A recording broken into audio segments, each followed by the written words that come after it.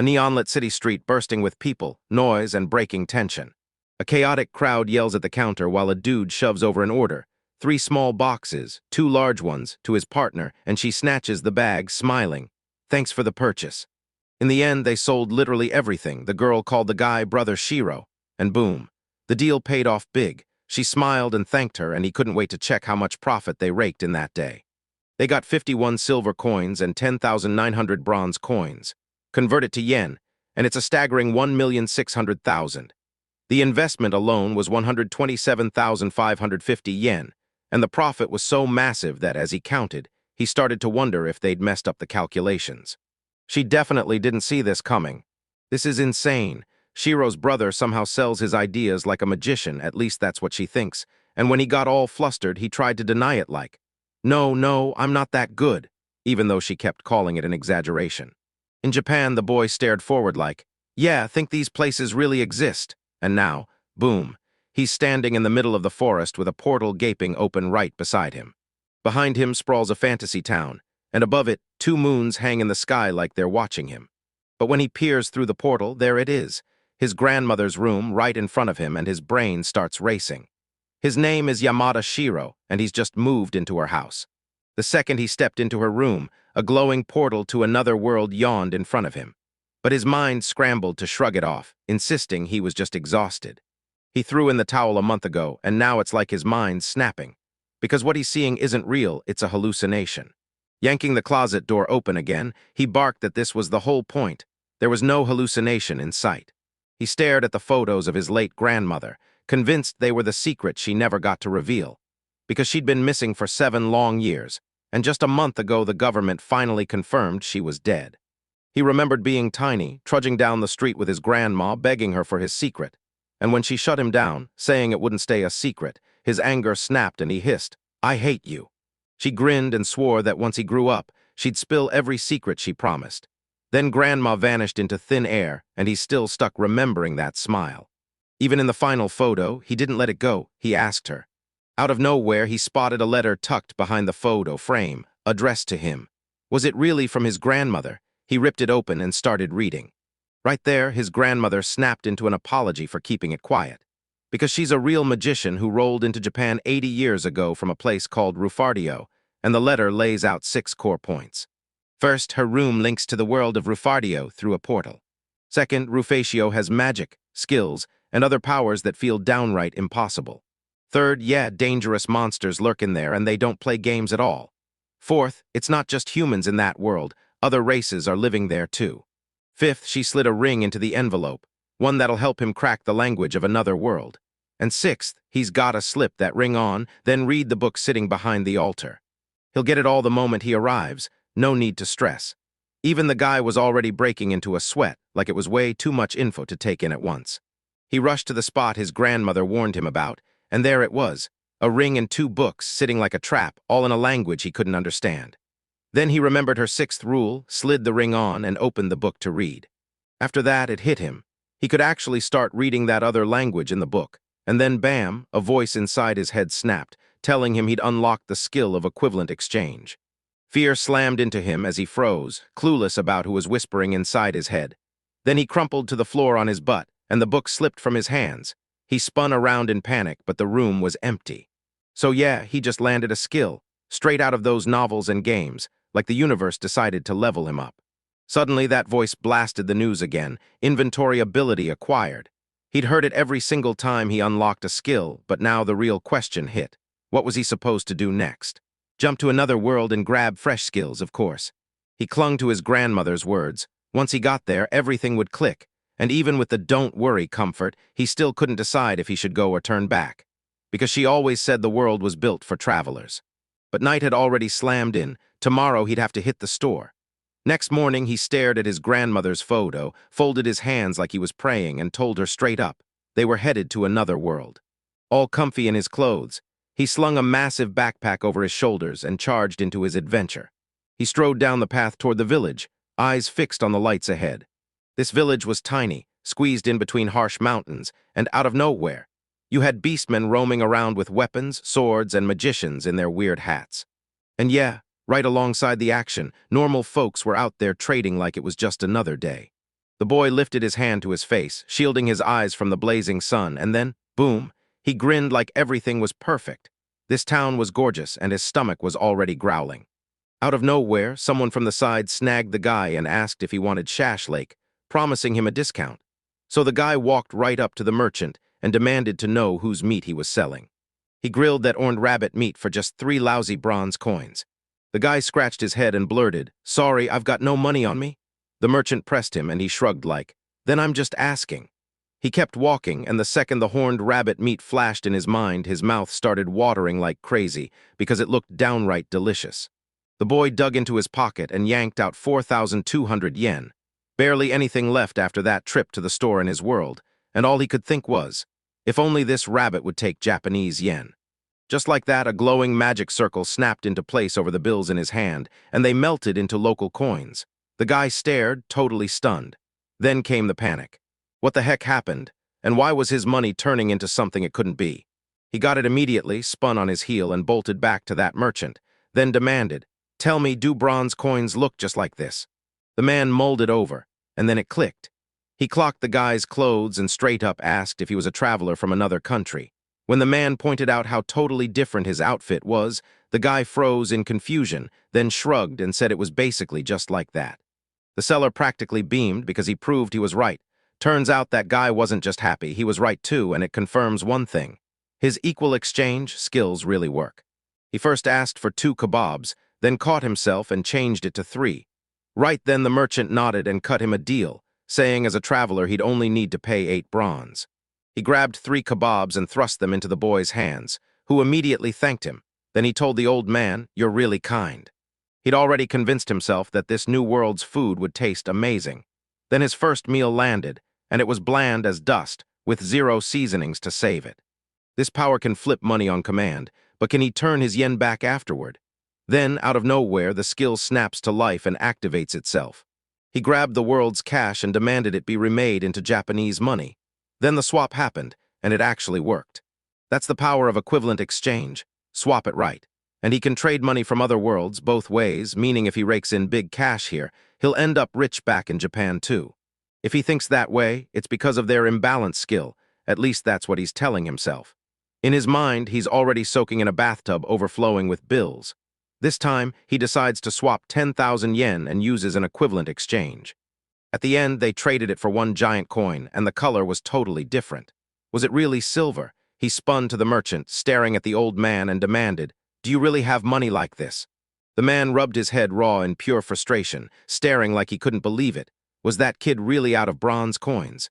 Because nope, he didn't have the right amount of change for it at all. 1 bronze coin was 100 yen, and 1 silver coin was 10,000 yen. Right now, he's got 1 silver coin and 34 bronze coins. But he can't touch the 50 yen or 1 yen bills, because the exchange won't even start unless he brings at least 100 yen. That was awesome. Judging by the old man's reaction, his cash could buy anything in this city, and he decided right then to start roaming and exploring. He had no clue what kind of place he'd stumbled into between those streets, but the energy was buzzing, and he couldn't help grinning. He was delighted he'd gassed. The market was packed with noise and people, and he even drifted off into his own dreams, craving to meet them, especially that girl with cat ears, while folks from the side watched him with sharp, focused attention. Was it those wild clothes that caught everyone's eye? Either way, he has to grab fresh ones first, because right as he strides forward, he hears someone calling his name. He spun around, and there was this little girl clutching a basket of flowers, looking up at him and asking if he'd like to buy some. He spun around and froze. There was a little kid right in front of him. He strode closer, dropped to a knee, and asked if she sold flowers, then what they cost. First, she tossed out the price, 3 bronze coins. Then, eyes narrowing, she lowered it to 2. The guy stared, thinking hard, and she panicked at the thought of it being too pricey, so she pushed for just 1 coin. The boy nodded, agreed, and asked her for a yellow flower. Then he handed over 3 bronze coins. Since she quoted that exact price right off the bat, the girl leaned in and demanded, "Is that really the number, and is it okay?" He smiled and said that if she agreed, she'd get it in return for telling him something. So here's the first burning question. What's her name? It's Aina.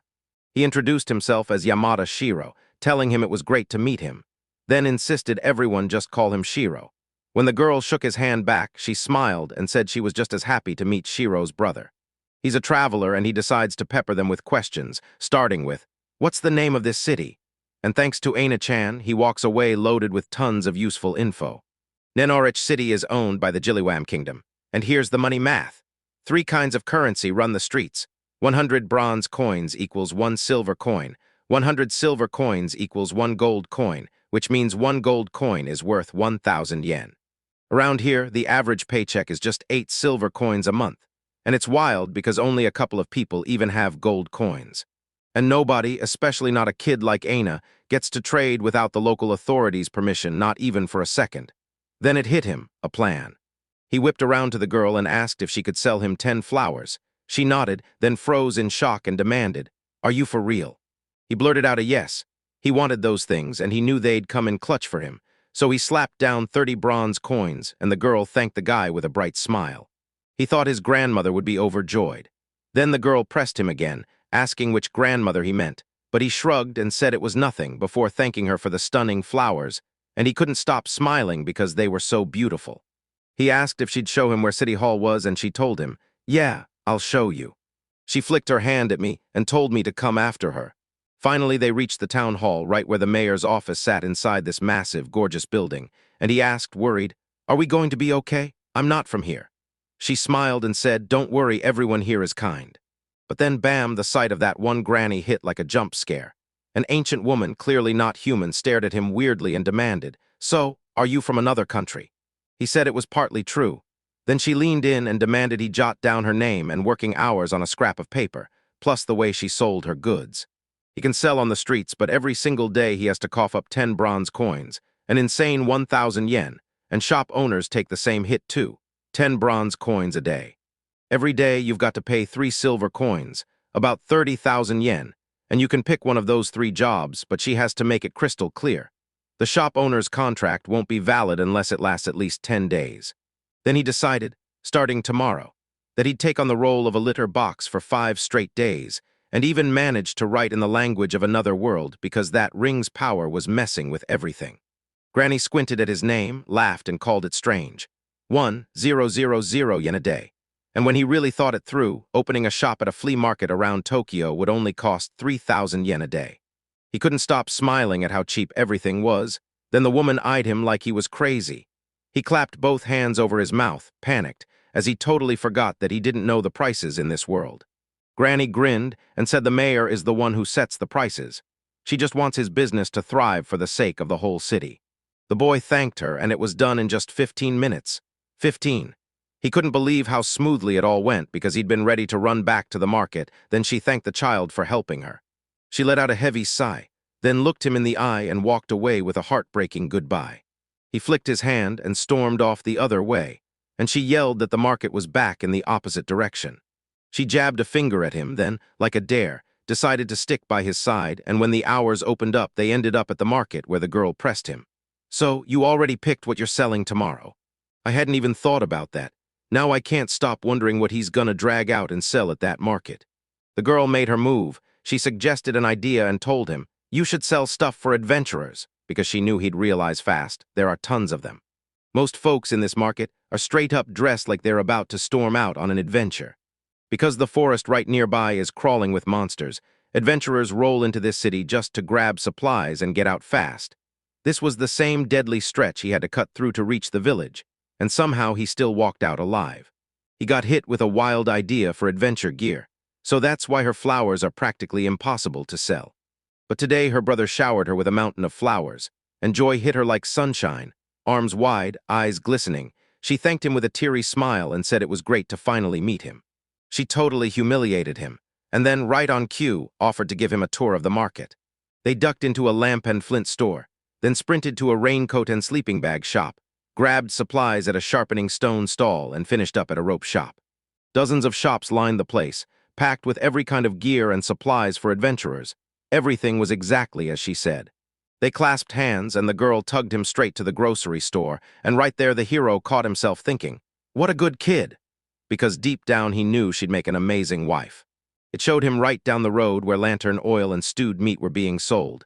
And while he stared there, his mind was already elsewhere, dreaming of a gorgeous life and a daughter for himself as fast as possible, until the girl snapped him out of it, distracted and asking if he was even listening.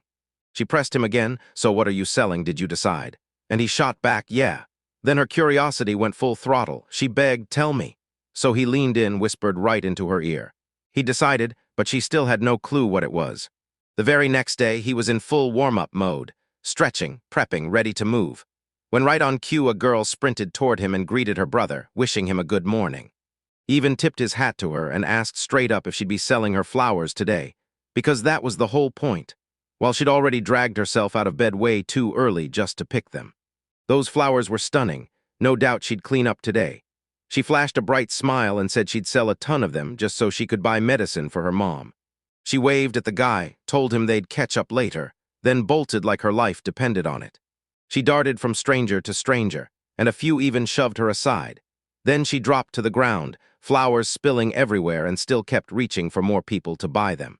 Tears stung his eyes as he stared at her.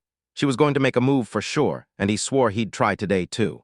A man lunged up to him, snapped his name, and grilled him. "So what are you selling?" He spotted the product, just a plain paper box, and immediately went, "Wait, is this some homemade thing or what?" The hero pointed to the box and said, "These are matches, little wooden sticks that can spark fire." He'd never even heard of something like that, so tell me how they were supposed to make fire. The hero decided to put on a show. He told the adventurer to grab one stick and smack it on the other side of the box, and the instant he did, the match in his hands flared to life, making it look effortless as he demonstrated what matches could do. He panicked, couldn't even make sense of how it happened, and tore into a scream so loud it shook the air, utterly stunned. The young adventurer crumpled to the ground in shock, staring at him like he'd just seen magic, then demanded to know what he'd done and how he pulled it off. He couldn't even wrap his head around his own excitement. Was this really the first time he'd ever seen something like this? Then he tried showing it again and again, and it lit a fire in him. People piled in fast, a massive crowd staring right at him, and everyone was hit with pure shock. People were whispering like crazy because nobody could wrap their heads around it. He just slammed the paper with a stick, and fire burst out like it had been waiting there. Was it magic? At that point, it didn't even feel real, because nobody in that place had ever seen anything like it before. He told everyone it was easy, and boom, people grabbed the boxes, started trying it, and it worked instantly, and everything was going perfectly, like he was absolutely crushing it. Yesterday, he strode through the market and realized nobody in town even knew what matches were. So he dashed home, stocked up, and came back ready to sell as many as he could. He'd already lived for about 250 years, yet this was the very first time anything like this ever showed up. And honestly, it felt impossible to even imagine. Sure, you could use flint, but it drags on forever, and hauling magical tools is a nightmare. Guess this is the price for not having a witch on his team, so now he's stuck burning up tons of time just to make one plain little fire. He said that's exactly why he chose to break them free of all that misery. He handed them freedom, then lit everything up like fire. He showed up with matches in hand, and the whole scene screamed like a wild demo of some brand new invention. He blared that he wanted to buy them, and the crowd went wild, grabbing the idea, already imagining the purchase, until the young adventurer cut in, flashing a grin and saying, "No, don't get it twisted, just look. They're beautiful." Then he leaned in and hit them with the real question. "So, what's the price of these matches?" Everyone nodded like, "Yeah, that's a solid question," but the price tag in the air felt insanely high. It's awesome how everyone can't stop talking about it. The guy said he needed to think it over, then someone slapped down an offer, 80 bronze for the set, and he looked at that price like it hit the sweet spot. Finally, it clicked. To make this simple, he's got two moves. Either sell them for a jaw-dropping price, but only in tiny batches, or slash the price and unload them in massive amounts, 10 times over. With the first option, one pack could rake in huge revenue, but the customer count would stay capped. At the start, anyone can scoop them up. Then one pack barely scratches the profit, so he's forced to make a brutal choice. It's decided every box holds 40 matches, and right on the day his store opens, he slaps on a special deal. You can buy one box for just 5 bronze. Surprised people erupted from every side, shouting, "How much can I get per person?" Like 10 and 20 packs, the seller even warned them, "Don't strike them if they're soaked, watch where you take them from." And today, matches flew off the shelves like crazy. He sold to at least 100 customers. That old man finally showed up at the very end, but everything was already wiped clean. So the seller shrugged and handed him a queue number for tomorrow. Exhaustion slammed into him the second he hit the blanket. He flopped onto his back and stared at the sky, terrified tomorrow would bring even more bodies if this kept spiraling, while dark clouds started piling up overhead. He couldn't stop worrying. Could he really survive tomorrow with all those customers? He just prayed he'd be okay and begged the universe not to make him need flowers tomorrow. The girl kept weaving through the busy market, pushing deeper into the chaos.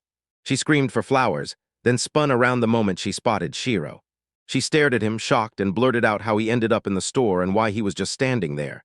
Then he said, "I'm out of stock for today, so I had to shut down." She couldn't even believe it. Then he asked how sales were going, and she instantly hid a whole basket of flowers behind her back. She shot back that she didn't think so, and then blurted, "Why won't anyone like my flowers?" Tears poured out as she said it, and the guy immediately snapped, "Are you okay?" She spun around and told him to forget it, like she'd just keep selling flowers and nothing else mattered. But the guy erupted, yelling for her to wait, and sprinted after her, grabbing her hand as she tried to get away. He begged her to just listen to him, at least a little. Annoyance flared in the girl's eyes as she screamed at the top of her lungs, demanding he repeat himself. So he fired the words back again. He wanted to know if she'd help him at the store tomorrow, and she couldn't believe he didn't mind her tagging along. He told her, "I need you bad," and then promised he'd pay her, of course. The happy girl grinned and promised she'd help without a second thought. She'd always dreamed of working with him, and nothing else ever mattered. The boy scratched his head and thanked the girl, but she waved it off, saying she didn't deserve it since she couldn't even sell a single bouquet. So yeah, she has no choice but to thank him from the bottom of her heart. That flood of gratitude hit him right in the chest. So he swore he'd grind himself into the ground tomorrow, and for her, he'd leave nothing behind. He flashed on a quick goodbye and promised he'd be back tomorrow. They flung their hands at each other, and the girl bolted off with a satisfied smile, while the guy slipped behind the house's corner, peeking around fast. He didn't want a single soul spotting him. 146. Once he said the secret word, a portal to his world blasted open right in front of him. The portal sat in his closet, and all it took was a thought to summon it. Perfect. He just prayed nobody would catch on before he was ready, because now he'd done everything and it was time to go home. He popped through a portal straight into his Japan home, kicked off his shoes first, then dropped onto the floor and slid his backpack and a bag of foreign coins right beside him. Because that was every single coin he'd managed to earn that day. He pulled out the equal exchange skill and traded it all for yen, walked away with exactly that for the day, and grinned like it was a win. He punched the numbers into a calculator, and the profit he pulled in today was downright terrifying, way bigger than anything from his old job. And yeah, selling matches turned out to be a goldmine, even if the numbers were rough. He worked just 1 hour. If everything falls into place, life is about to feel like pure bliss for him, kicking back, doing nothing but playing and reading, just like he's always dreamed. But right now, he's got to hustle and get ready for tomorrow, not drown in empty wishes. He strode into the huge store, almost empty, then scanned the aisles, trying to remember where the matrack was, somewhere around this area, so he'd hauled a big wheeled cart in advance. He spotted a rack of matches with no paper wrappers, just water and wind-proof survival ones, and he couldn't believe they even existed, so yeah, he figured he'd be a fool not to sell them. He stuffed his pockets with matches, all set to squeeze every last coin out of those adventurers, and he was banking on that pile being enough. The seller clocked him instantly, muttered "arsonist," and stared at the hero like he'd seen a match strike before it even lit. Later, Shiro finally clocked it. He couldn't haul all of them home with just 2 arms. There was way too much. For one wild second, he even wondered what would happen if he cashed in the equal exchange right now. He spun in place, then shoved the item into the interdimensional storage. An eye-shaped gate tore open right in front of him. He snapped in surprise. He tossed 1 pack of matches in as a test, then dumped the rest from the basket, and boom. It was his very own pocket dimension, and he couldn't stop grinning. Before his first day of trading even started, he had to cram every single match into his backpack, and his old job left his back wrecked, but the worst part was clear. With that mountain of matches, there was no way his backpack would ever be able to carry him. Right in front of him, a summary flashed, like a census of everything sealed inside the vault, and it was honestly starting to freak him out. What did his grandmother do to gain power like that? He won't have to lug a single thing anymore. This power is straight up unreal. His jaw drops in pure disbelief as he stares at his palm, which just opened a magical pocket dimension. He'll keep selling matches for 4 more days, then he'll finally decide what he's gonna do next. With chances like these, he's going to strike it rich straight up. With fierce resolve in his eyes, he thrust his fist into the air. The girl jabbed at the guy and yelled that he was that weird store guy and that he was talking to himself again. Panic shot across the worried woman's face as she snapped, "Don't point at people." And that's when everything changed and the guy just went still. He swallowed his words, shut up on the spot, and rushed home to get ready for tomorrow. She kissed her mom goodbye and declared it was time to go. Then her mother, still lying there, told her to take her flowers, but she just grinned and said she didn't need them today. The whole moment was right by the open window, and once everything was set, the girl waved Shiro off while her mother looked on. At the same time in Japan, Shiro stood in his grandmother's house, staring at her portrait and whispering that it was time to leave, begging her to send him luck, hands clasped tight in a pleading prayer. He yanked open the wardrobe, stepped through the portal, and tossed his briefcase over his shoulder before diving in. Then he burst out onto the street in a whole new world, and his shoes were already waiting for him like they'd been told to. All right, time to begin. He bolted forward, spotted Anna right nearby, and shouted her name. They traded bright good mornings, and he admitted he'd been worried he might have kept her waiting. She grinned and said she'd come herself, not a second late. But yeah, she probably stood there for a bit, yet she clearly wasn't against it. Because the customers were already there, loads of them, and it was still way too early. And the guy, he was completely blown away. With fists clenched, she blurted, "We go all in today." Her eyes lit up like stars, then the guy told to wait promised, "I'll give it everything right now," and the second he said it, he shuddered. They were swamped with customers, so packed that they shoved into the nearby shops, and you could see the other traders freaking out. This is getting ugly. He can already see where it's headed, and it's screaming nothing good is coming. A voice snapped from behind, and he jumped, because it was the same guy who'd sold him shashlik on his very first day here. The man looked stunned at the massive signal, but before the young man could even turn, he hurried to beg forgiveness and promised he'd get everything handled right now.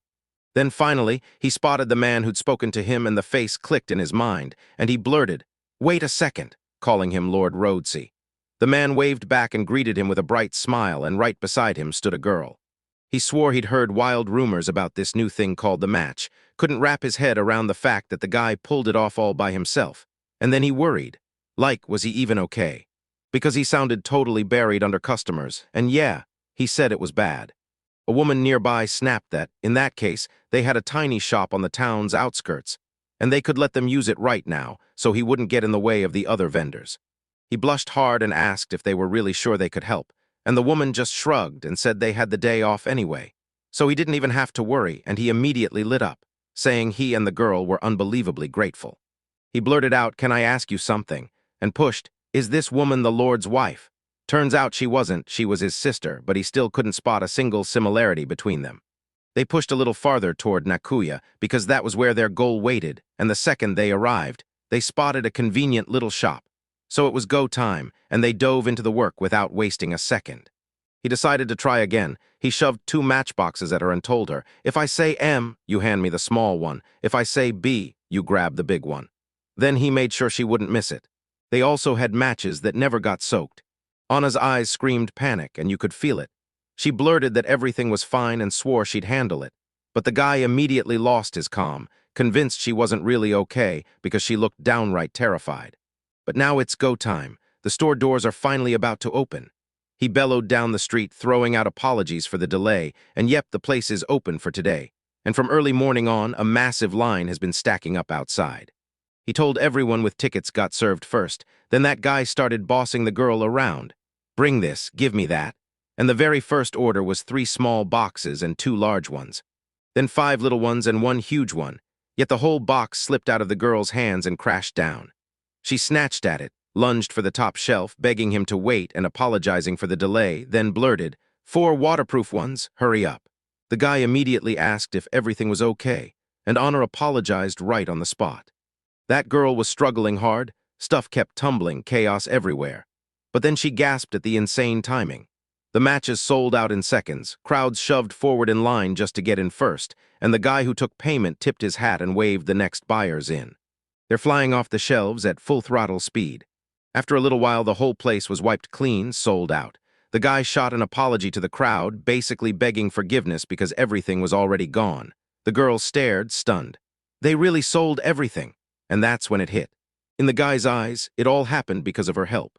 He also thanked the man and his sister for the help, and they shrugged it off. No big deal. Then it was finally time to see what they'd earned today. He started tallying what they'd raked in today, and he couldn't believe it. He figured they'd never cross 200K an hour, but after just 3 hours of selling, they already had 1,500,000 sitting on hand. That's almost 490,000 yen an hour, what millionaires rake in. But now they've got to hustle fast before anyone spots them. The guy yanked the coins and dumped them into his briefcase, slung it over his shoulder, and his spine bent backward, crushed by all that weight. It was way too hard. Sure, he could whip out his pocket dimension, but he refused to risk that in front of everyone, and even then, he knew it wouldn't work. He shoved a small bag of money into Anna's hands and told her it was her pay for today. Then her face froze in total confusion. She bowed so hard it echoed, like she couldn't believe what she'd been handed. He brushed the child's head with his palm and asked if she'd been thinking of getting something for herself, and for her mother too, because today's help had been so priceless that she honestly earned it. She denied it, but she should have thanked him, because him letting her work with him was exactly why she wanted to say it. Still, he jutted his finger at her and snapped, "SHH," cutting off her gratitude before she could say a single more word. He winked, told her he was done with formalities, and she immediately handed him the biggest help she could. The girl muttered under her breath, dying to thank him, but the guy burst out laughing at her pouty face. Suddenly, her stomach betrayed her with a loud, growling roar, and both of them froze. She gasped, cheeks burning red, mortified to the core. Then he remembered it. No lunch break today either, so why not grab a snack right now? He shoved his hand into the backpack and yanked out sandwiches from his world, stacked with different fillings. He handed one to the kid, and she squinted like it was suspicious, asking if it was really bread. The boy grinned and said, "If we're being super exact, it's a sandwich." Then he saw her eyes widen, because she'd never, ever seen bread that big, like snow-white slices. She took a bite and practically yelled, "Shiro, this is amazing."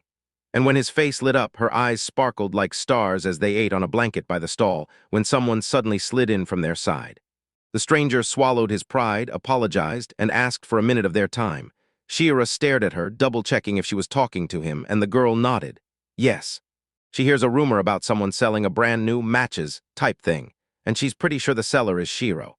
He confirmed her suspicions, then apologized, admitting he couldn't sell anything because everything was already gone. But the girl shut him down and refused to buy, insisting she didn't come here for shopping at all. She came to see him. Her name is Karen Sankarika, and she runs this whole city as its mayor. Karen Sankarika already knows she's running late. Arms crossed tight under her chest, chin up like she owns the clock. The mayor of the city in stunning, rich clothes, with long, perfectly styled hair falling like a statement. He was completely stunned to find out the mayor of Nenirich was a woman. No way, not like this. In his mind, a young beauty couldn't possibly run the city. He'd pictured some old guy in weird getup, or even worse, barely dressed with a thick mustache, and then it hit him again, the shock all over. The mayor really was a woman, just like before. He snapped up from the blanket, rubbed his head, and demanded to know what the city mayor wanted from him. Then she smiled and said she just wanted a chance to thank him, because a merchant of his caliber doing business in her city was a real honor. She dipped into a graceful bow to the boy, her voice warm as she thanked him. He demanded she stop, palms up in a plea for calm, and then he went, "No, you thank you," insisting he should be the one grateful for letting him trade here. The girl's eyes widened in shock, because the guy's confidence was basically crushed beneath the surface. She spun away from him, muttering that most merchants in this city wouldn't budge. Yeah, this guy looked like he might prove that wrong, and before he could respond, she whirled back, stared him down, and demanded his help. Then they talked and talked until time felt useless, because this city's out in the dead middle of nowhere, where every merchant slaps on a not my problem attitude and sells everything the town needs for outrageous prices. While they were still at it, Anna, full for the first time and sprawled out comfortably, was already slipping into her 10th dream. The city's mayor is done being stuck. Arms flung wide, she lets out a fierce, solemn roar, screaming that this city absolutely needs a market. The guy stared at her with his mouth hanging open, then plopped back onto the blanket. Yet even Anna popped up like something was off, and the guy instantly figured she wasn't joking. The girl yanked a key from out of nowhere and demanded he take it, and he just stared like, "Wait, what?" Then she better not tell me it's some copy of the key to her house, because that's not exactly romantic drama, is it? His brain is clearly off somewhere else. Right as he was thinking it, the winking girl leaned in and told him the key was a copy of the one to her house, and she flashed him that teasing look that made the guy choke. Seeing the boy's weird look, the mayor snapped, "You okay?" And when he clapped both hands over his mouth, he insisted nothing was wrong. Then the girl burst out with a scream that she finally understood everything, and now the mayor wants to move in with Shiro's brother. He squirmed, asking why she'd say something like that, but she wouldn't budge. She was sure the mayor was itching to marry him. Then, like it finally clicked, she stopped and started denying it. No, it's not like that. She's not some lonely girl hunting for a husband. That's not what she believes at all. She was snapping back, furious, just trying to prove herself.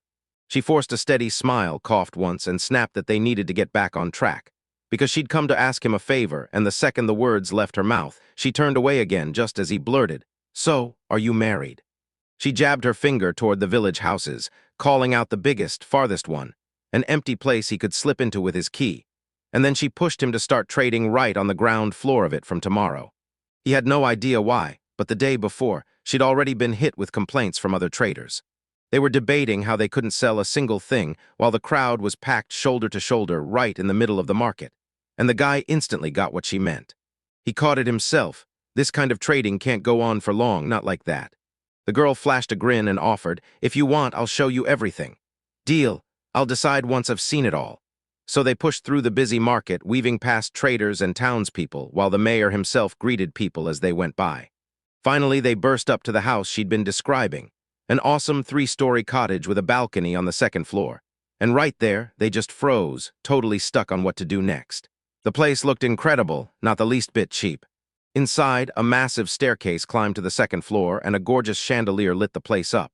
And when the guy asked if everything was okay, she looked at him and said it was even better than he'd pictured. Then the hostess smiled and told them she really hoped they'd love it here.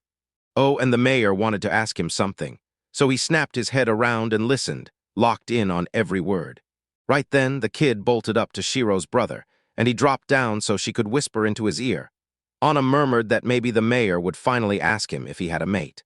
He suddenly blurted out, "I don't have a girlfriend," and clutched his chest while the mayor's face flushed with embarrassment as she snapped that it was wrong, saying that's not what she wanted to hear.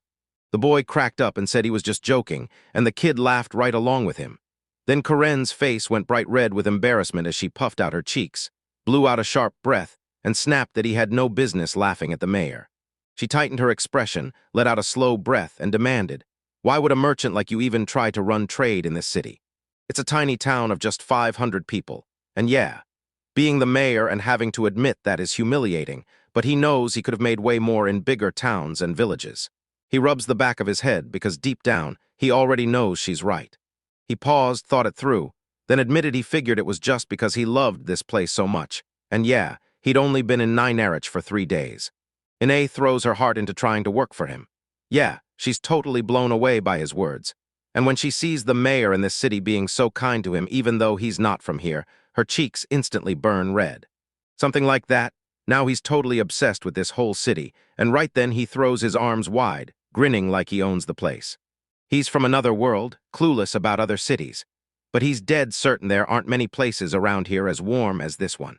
He remembered Granny's warm kindness at the town hall, then the kebab seller smiling with his sister while the whole crowd swarmed him, until the mayor pointed at Shiro, called him by name, and thanked him for speaking from the heart about how much he loved this city. And man, she looked genuinely grateful.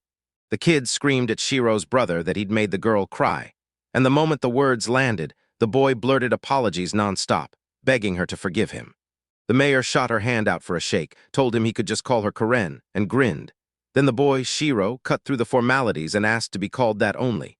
Aina chimed in right after, smiling like she already belonged. The adults clasped hands in one big greeting, calling it a pleasure to meet, and Aina slid her tiny palm right over theirs. So this kid who started out hawking matches in the other world, he somehow snagged his very own shop in just 3 days, and by the looks of it, he was sprinting through every step, from street vendor to counter, then from counter straight into his shop. I bet Grandma's up in heaven, smashing the air with a victory pose like she just won the biggest battle of all. The very next day, he signed a contract for a whole month of shop space at the town hall, then kicked off trading on the spot. 5 days later, that same line still hadn't shrunk. He'd already dressed up in a sharp suit and tie, stood there with Aisha, and bowed to the customers with a heartfelt apology. But when he checked the shelves, the matches in their store were totally out, and the whole crowd went dead silent with confusion. He's convinced he's already sold enough matches to light up the whole town today, so it drives him nuts that they're still selling them. Turns out Aisha was in the middle of cleaning that room, apron on, headscarf tied tight, only she'd already wrapped everything up by then. He told her good night and ordered her to rest on the second floor, but Ine asked if she could do anything else. So the guy waved it off, said it wasn't needed, and insisted everything was fine, even though Ine looked quietly upset. He hauled himself up, threw his hands in the air, and yawned like a champion on the chair. Then grabbed 2 mugs, a teapot, and a tray of goodies, climbed the stairs, flung open the room door, and called out to Ine with a bright smile. But when he saw her passed out on the couch already, surprise hit him hard. She was only 8, yet she'd been working her little heart out like that. He set the tray down on the table near the couch, turned, and caught Aina as her eyes fluttered open again. The guy asked if he'd woken her up, and she, still half asleep, grinned and blamed it on Daddy's doing, leaving him squirming in embarrassment like, wait, what kind of daddy is he? He definitely wasn't one, so he straight up told Aina he was Shiro. But she wouldn't stop. She kept calling him Daddy, begging him to pick her up, so she reached for him as heat of embarrassment crawled across his face. Finally, he caved, lifted the baby, and though he was still all flustered, the baby hugged him right back.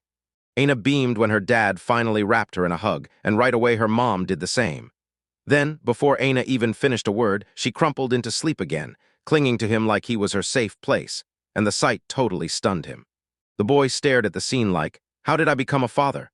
Those cups of drink still sat on the table, puffing steam into the air.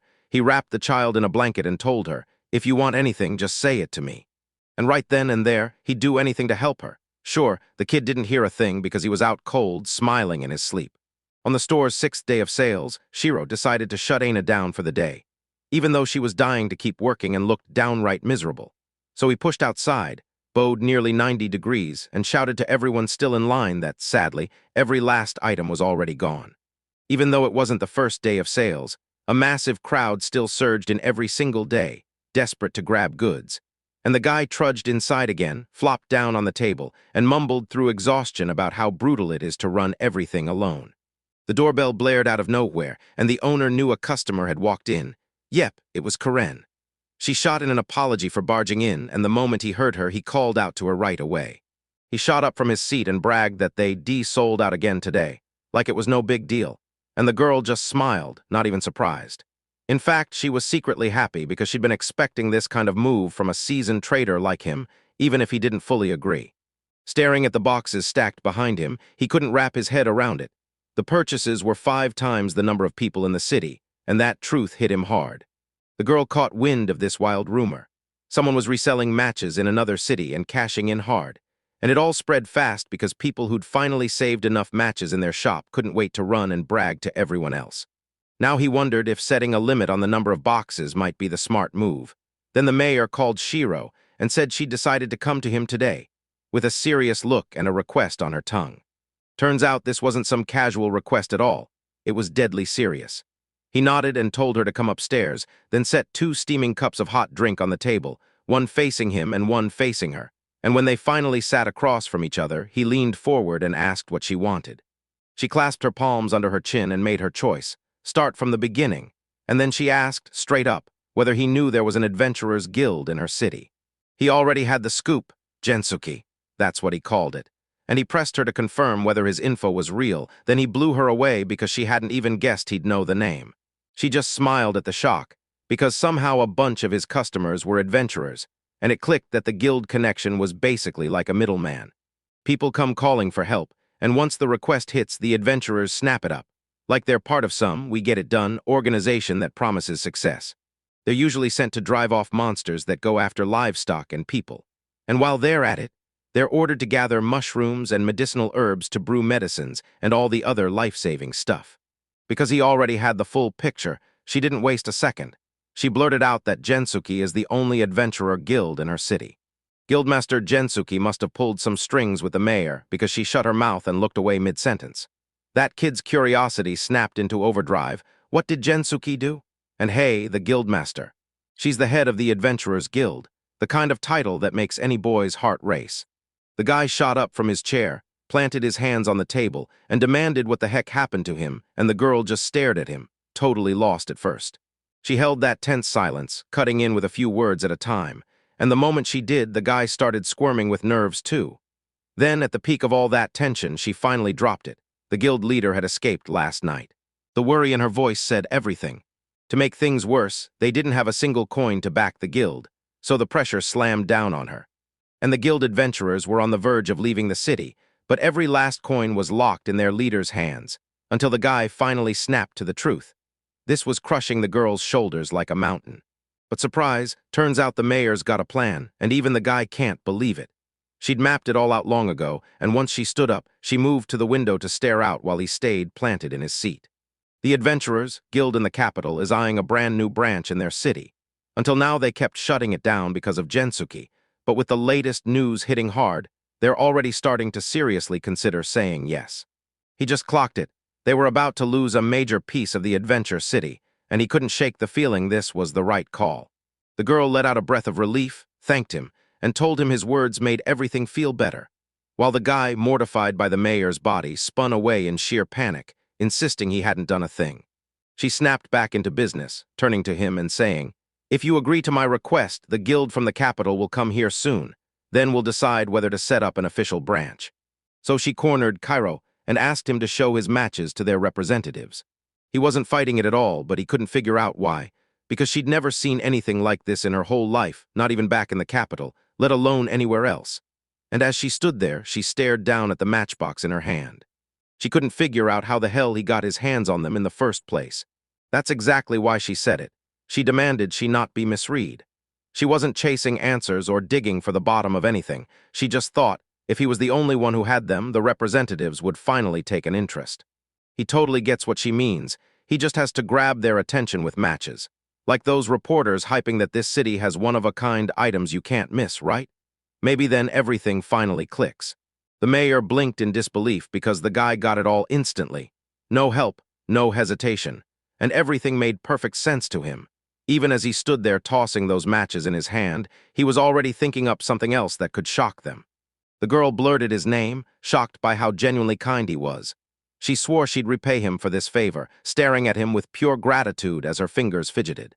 The very next day, it was sold out again, and Shiro, now with the child in tow, rushed back to apologize to the buyers while their shocked faces still couldn't believe what they'd just seen. The girl snapped back into work, back in her apron and headscarf, sweeping the floor like nothing happened. The boy sat on a chair with his arms crossed behind his back, sighing like he couldn't stand it. Aina leaned to her brother Shiro and asked if everything was really okay, because did he seriously need to go to the toilet? He had a pen jammed between his lips and nose as he tried to figure out what would grab those representatives' attention. Then the girl stared at him, totally baffled. It looked like it finally clicked for him. He shoved his chair back and stormed toward the door, telling the girl he'd swing by Karen's son's place for a while.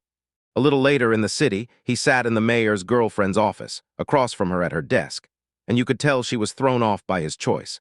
The first time she tried to speak his name, it just wouldn't come out, and she couldn't shake the fear that he might actually mean it. He stood right in front of her, dead serious, then blurted out that he wanted to be an adventurer and begged to join them, and the girl froze in shock. The hero barges into the mayor's office, and the shocked girl blurts out, "Wait, you really want to tag along on adventure missions?" And yeah, her confusion is showing hard. He didn't look like he was playing around at all. Not even a little. Because that was the only way he could finally get a clear read on what those adventurers were truly after. She leaned in and asked if he truly understood what was coming next, but he just went silent. In her whole city, the only road open to an adventurer was the western forest, because there was nothing else. But it's crawling with terrifying monsters, massive fangs bared and claws ready to tear. He knew what she meant, and he was talking, specifically, about adventurers who hunted herbs and mushrooms, and once she finally got it, she realized everything suddenly felt a whole lot safer, and it made her rethink everything. She wanted to introduce him to her people, but the truth hit hard. Her feud with Gensuki was a complete disaster, and she peered at the guy through her fingers like she couldn't stand what she was seeing. Last night, the Vice Guild leader stormed in and told her everything. He fell to his knees and sobbed for them to lend him money, like his whole life depended on it. He was absolutely desperate. In his eyes, it was dead simple. What he really wanted to know was the money.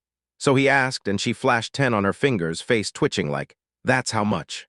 After a beat, he blurted, "You mean 10 silver coins?" And she shut that down fast with another shake of her head. Then it finally clicked, gold coins. He exploded into a full-throttle shout, but the mayor shot a finger to her lips and hissed for him to quiet down. He was way too loud. The mayor slammed her elbows on the table and buried her face in her hands, Money like that didn't exist in a backwater town like this. Maybe she'd consider it if it was just a tent-sized amount, but nope, it was. After everything they've been through, asking for a favor won't be a walk in the park. She snatched a pen, promised she'd write a letter, and warned him not to expect much. Then the guy grabbed that exact letter and marched down the street with it clutched tight in his hands. Then he headed straight for the Jinsuki Guild in the west side of the city, cutting through the village houses until, finally, a massive home loomed ahead, towering above a huge wooden gate, right where the guild stood. Back to the present, he stood right in front of the guild building where the local guild lived, and yep, it was his very first time here, so his nerves were already buzzing. In his head, the moment he throws open the doors, he's going to get hit with a wave of adventurers from every direction, all stuffed, all laughing, all chugging alcohol, until one of them trips him and he slams face first onto the floor with a brutal loud thud. Shiro's nose is going to explode with blood the moment he hits the floor. Then two drunk adventurers stumble in, grab his head, and sneer that he's just a newbie. They demand where his respect for elders went, and the second one cuts loose with a nasty laugh as Shiro snarls back, "I'm not an adventurer, I'm a merchant." The bully yanked his hair and gushed about how handsome he was, and yeah, maybe he was a little off. So then the kid would snap back and tell him to judge his punch, the kind that could smash stone. That's a threat, and Shiro's probably about to freak out and cry. But hold up, it's only his own racing thoughts because he hasn't even stepped inside yet, and in his mind, anything could happen in life. He shoved the door open and froze for a beat to gather himself, then slammed his thoughts forward with everything he had until they felt like they cracked the walls, screaming at the top of his lungs to beg their forgiveness for disturbing them. But when he looked up, the place was totally empty. No people, no life, not a single soul in sight. And then out of nowhere, he heard weird sounds nearby. His heart pounded as he blurted, "Who's there?" The noise was coming from underneath the guest counter. He closed in on her, then tried to grab her attention with his voice. But she totally ignored him, while on the other side, a man sat on the floor shaking like a leaf. Then he slipped behind the counter again, right back where the trouble started, apologized once more, rose from behind the seated man and tapped his shoulder to demand a word until he finally got his attention. A teary girl snapped her head toward him, but this wasn't some normal human. Her long black hair was pulled into a ponytail, rabbit ears jutted from her head, and around her were empty liquor bottles scattered everywhere. She snapped back to herself, bolted upright in panic, and shrieked with eyes huge and watery, because how long had he been standing there? The guy even wondered if she was just one of the guild's staff, trembling and crying like that. She snapped her focus back to him, shaking and screaming as she demanded why he was touching her. He panicked so hard he denied it again and again, but it only made her scream louder, terrified he actually liked her, and he couldn't even find a single word to answer. She can summon 1,000 muscle-bound men straight from Gensuke's poster. At least that's what she asterisk dreams up, because in her head it looks awesome and sounds even better. But in real life, it's nothing like the fantasy. He didn't want to come off as rude, but the truth was, nobody had shown up here in the guild. And that made the girl wince in embarrassment as she blurted out, "We do show up sometimes." He slammed his palm tight into her, and she screamed. But even then, only she could get under his skin. She swore her punch could crack stone, daring him not to underestimate her. And then she jerked and spasmed like her body was fighting for control.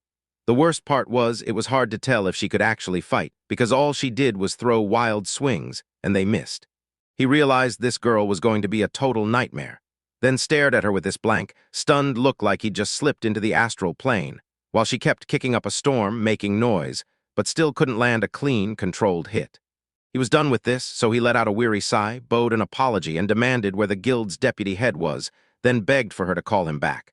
But the girl froze mid-swing, fist still raised, staring at him like she didn't know whether to hit or listen. Turns out, she wasn't just some random kid. She was the guild's deputy head, and yeah, it was her. She jabbed a finger straight at herself, and the guy went off screaming so loud that the whole guild building practically shook.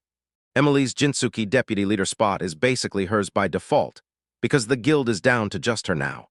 The bunny girl stood there shaking, tears blazing in her eyes, gripping a bottle tight in both hands, with an employee tag dangling around her neck. Yeah, there was another girl here, but she vanished for some unknown reason just one day after the guild leader broke out. And when the smoke cleared, only 2 of the 3 employees managed to escape, leaving Emily stuck behind and unwillingly promoted as the guild's lone remaining member. The girl drank to drown her stress, and by then Emily was already pretty tipsy. She was convinced the two who'd run off were having an affair, so that's why they vanished. Only she also figured they had no clue she knew. He slumped on a stool across from the girl at the counter, saying nothing, just listening as her drunken rambling spilled out. And she basically pantomimed right in front of him where and how the two escaped guild members kissed. But then she totally snapped into a full tangent, blurting out things that had to be censored, spilling where they were, what they were doing, and even how the guildmaster's room looked. Her rage blazing so hard she practically asked whose nerves could take it. She went as far as wishing they'd get snatched by bandits, and not just any bandits, some duo just to make it worse. That guild leader, the one who reeked like a lecherous goblin, just sent rage exploding in her. Then she snapped, shut her eyes, and exhaled hard. Right then the guy cut in, trying to cool her down, insisting she'd worked her hardest, and praying she'd already spilled her soul out to him. He got squeezed like a lemon, and afterward it looked like he'd suddenly aged, while the girl, still a little shaken, because he'd sat through 5 hours of her complaining, and to her he was the sweetest guy around. Right then she unbuttoned her work jacket, and he couldn't help wondering why she was doing that. She flashed a smile, started snapping every button back into place, and apologized like crazy, saying he must have had something important to handle. He looked totally lost, until the guy finally clicked and explained. He'd come with a letter from the mayor. The girl froze so hard she shuddered, stunned beyond words. Emily pressed again, asking if they meant the same person, and once she started talking about Karen, it was brutal. The mayor was so thrown off you could tell her idea of him had to be wrong. After hearing all those insults, the guy even wondered if the granny's ring was defective, and maybe the translation was completely messing him up. He had no clue who she meant, so he guessed Karen, the mayor of Ninrich, and asked Emily if she knew her. In his head, Karen was pure kindness and pure beauty, standing there with bouquets of roses all around her as she cradled a cup and flashed an elegant smile. But the guild master kept spitting insults at her, claiming she's the one hogging all the nutrients, omega, 3B vitamins, and even glucose for the brain, like they're instantly going straight to her chest, and calling her son the Karen's one too, the most brutal woman around. If that letter really came from her, then there's nothing to worry about, until she snaps into action and tears the paper to shreds with ruthless fury, and the guy blurts out a scream, eyes bulging so hard it looks like they might pop right out of his face. The Vice Guild leader looked totally mesmerized, mumbling that nothing in the world could hurt more than love and betrayal, while behind her, the guy in the background scrambled to snatch the shredded pieces of the letter, praying he could catch them midair. Then this Karen barged into her life, straight-up horror fuel. Emily dropped onto the counter, humming like nothing was wrong, thinking Karen had finally kicked Gensuke out and swapped him for some other clueless adventurer from the guild, and this time, he'd better get the message. She snapped at her again, blasting the idea that the mayor was bad at immortality cubed, and then leaned in to ask the guy if he agreed. Right when the mayor, holed up in her office, suddenly sneezed, thinking she'd caught a cold, but it was just her slipping into the memory. The deputy head crumpled to her knees on the counter, braced herself with her hands, and broke down in helpless sobs. It hurts so much. She confessed the mayor never gave her those 10 coins, and she'd even prayed there on her knees. He refused because 10 gold pieces was no small change, and that number wasn't going down easily. Then the real problem hit him. Karen's son had way too many urgent things to juggle. The tearful girl turned to him, trembling like, "So you're just fighting for her with everything you've got, right?" And yeah, it sure looked like he liked her. Honestly, that Karen still loves herself and her best friends, even after everything she said. Then she went and got divorced even harder than before. She has to quit tearing into other people, especially her best friends.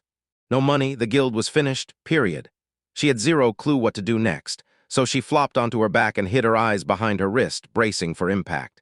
The guy caught her attitude about the mayor and told her to drop the letter plan. He even promised he'd say it again to Emily. Right after he said those words, he snatched a handkerchief from his jacket and pressed it into the tearful girl's hands. Then he demanded her to look up, because he'd already got an order waiting for the Jinsuke Guild. She shot up from her seat, grabbed the handkerchief, and Emily asked him, "Tell me, how can I help?" They'd been circling the truth for ages. Then it hit her. He didn't just want to talk, he wanted to tag along with adventurers. If that was his wish, she'd have to turn it into a formal request, but they'd never done something like this before. He leaned in and asked if it was hard for her to grant his request. Then she could only think of one answer: a top-tier team of 4 high-ranking people, and that meant she'd have to pay a fortune. Call this party the Azure Flash. Right now, 4 people crowd the fire, 2 girls and 2 guys, while the tall man stands watching instead of sitting like the rest. The girl in the strange hat looked totally indifferent, but her eyes were locked in tight, while the other girl with cat ears sat there, grinning like she knew the guy next to her well. He basically learned everything. When he discovered the closet in his house led to another world, he popped into a city and met a girl named Ana-chan, who was out there selling flowers like nothing could be more unreal. Things snowballed fast, and he started selling goods in a store the mayor lent them, backed by Karen's son, who handed him a duplicate key to the massive Icarus building. Then they set their sights on the Western Forest, aiming to open a new Royal Adventurers Guild branch, and somehow it all led to this. He had to be introduced to the adventurers, starting with the deputy head of Gensuki. He shut the shop door for good and slapped up a sign saying they weren't working. Then the girl turned to her brother and asked if he was really ready to step away from the shop for a bit. Yeah, he's gonna do it. He's convinced it'll last just 3 days. Then he can run off, have some fun, and pretend he's a real adventurer, and the girl totally got it. Told him she had her own thing she wanted to do so she could finally rest. He asked what she wanted to do, but she muttered that it was nothing special, like she was hiding the real truth. So he stared at her puzzled, but still let the question slide. He crouched, yanked the sneakers, bow tight with both hands, then muttered that if that was the deal, he'd have to bolt. Right now. The girl suddenly slammed the brakes, hooked her tiny hand on his shoulder, and spun him around. Then told her brother Shiro to take care of himself with a bright smile. He grinned back and kept moving forward. The second he heard those steps, the guild's deputy head snapped her gaze toward the door. She'd been waiting for him, telling him to hurry up and get inside already, because the way she smiled today said she was in a ridiculously good mood. He froze when he saw Emily's son, and his mind instantly snapped back to their last meet, when the girl was drunk, acting scandalously, and then she spun around and asked why he looked so terrified, like she was saying, "Relax, no one's here to eat you or anything." Emily decided it was time to introduce him to the team's leader. Then she jabbed a finger at a young guy who shot back a response. He and his crew of 4 were sprawled on the sofa, ready for whatever came next. Emily didn't waste a second. She headed straight for the introduction. Jinsuke's pride? Right there. A silver-rank party ready to roll with him on a mission to snag high-class herbs while Shiro could barely hide his embarrassment. Then it hit him. There was Azur, a girl in a weird hat, staring with a completely blank face on the couch. Right behind her, braced with elbows on the furniture, stood another girl with cat ears and razor-slit pupils. The young guy, leader of the detachments, shouted his name and greeted him like it was the start of something huge. He said they hadn't run into each other lately. Then the leader lifted his straightened palm toward his head, like some old army-style greeting. The hero stared him down and rubbed his chin, like he was trying to crack a mystery. Then he dug through his memory and snapped. Oh, he was the very first guy who ever bought matches from him. He lit up when the shop owner actually remembered him, grinned, and declared, "I'm the leader, my name's Lyra," then asked to let him introduce his companions. And yeah, there was a priest too, Rolf. This dude was massive and towering, all beard and sharp, narrow eyes.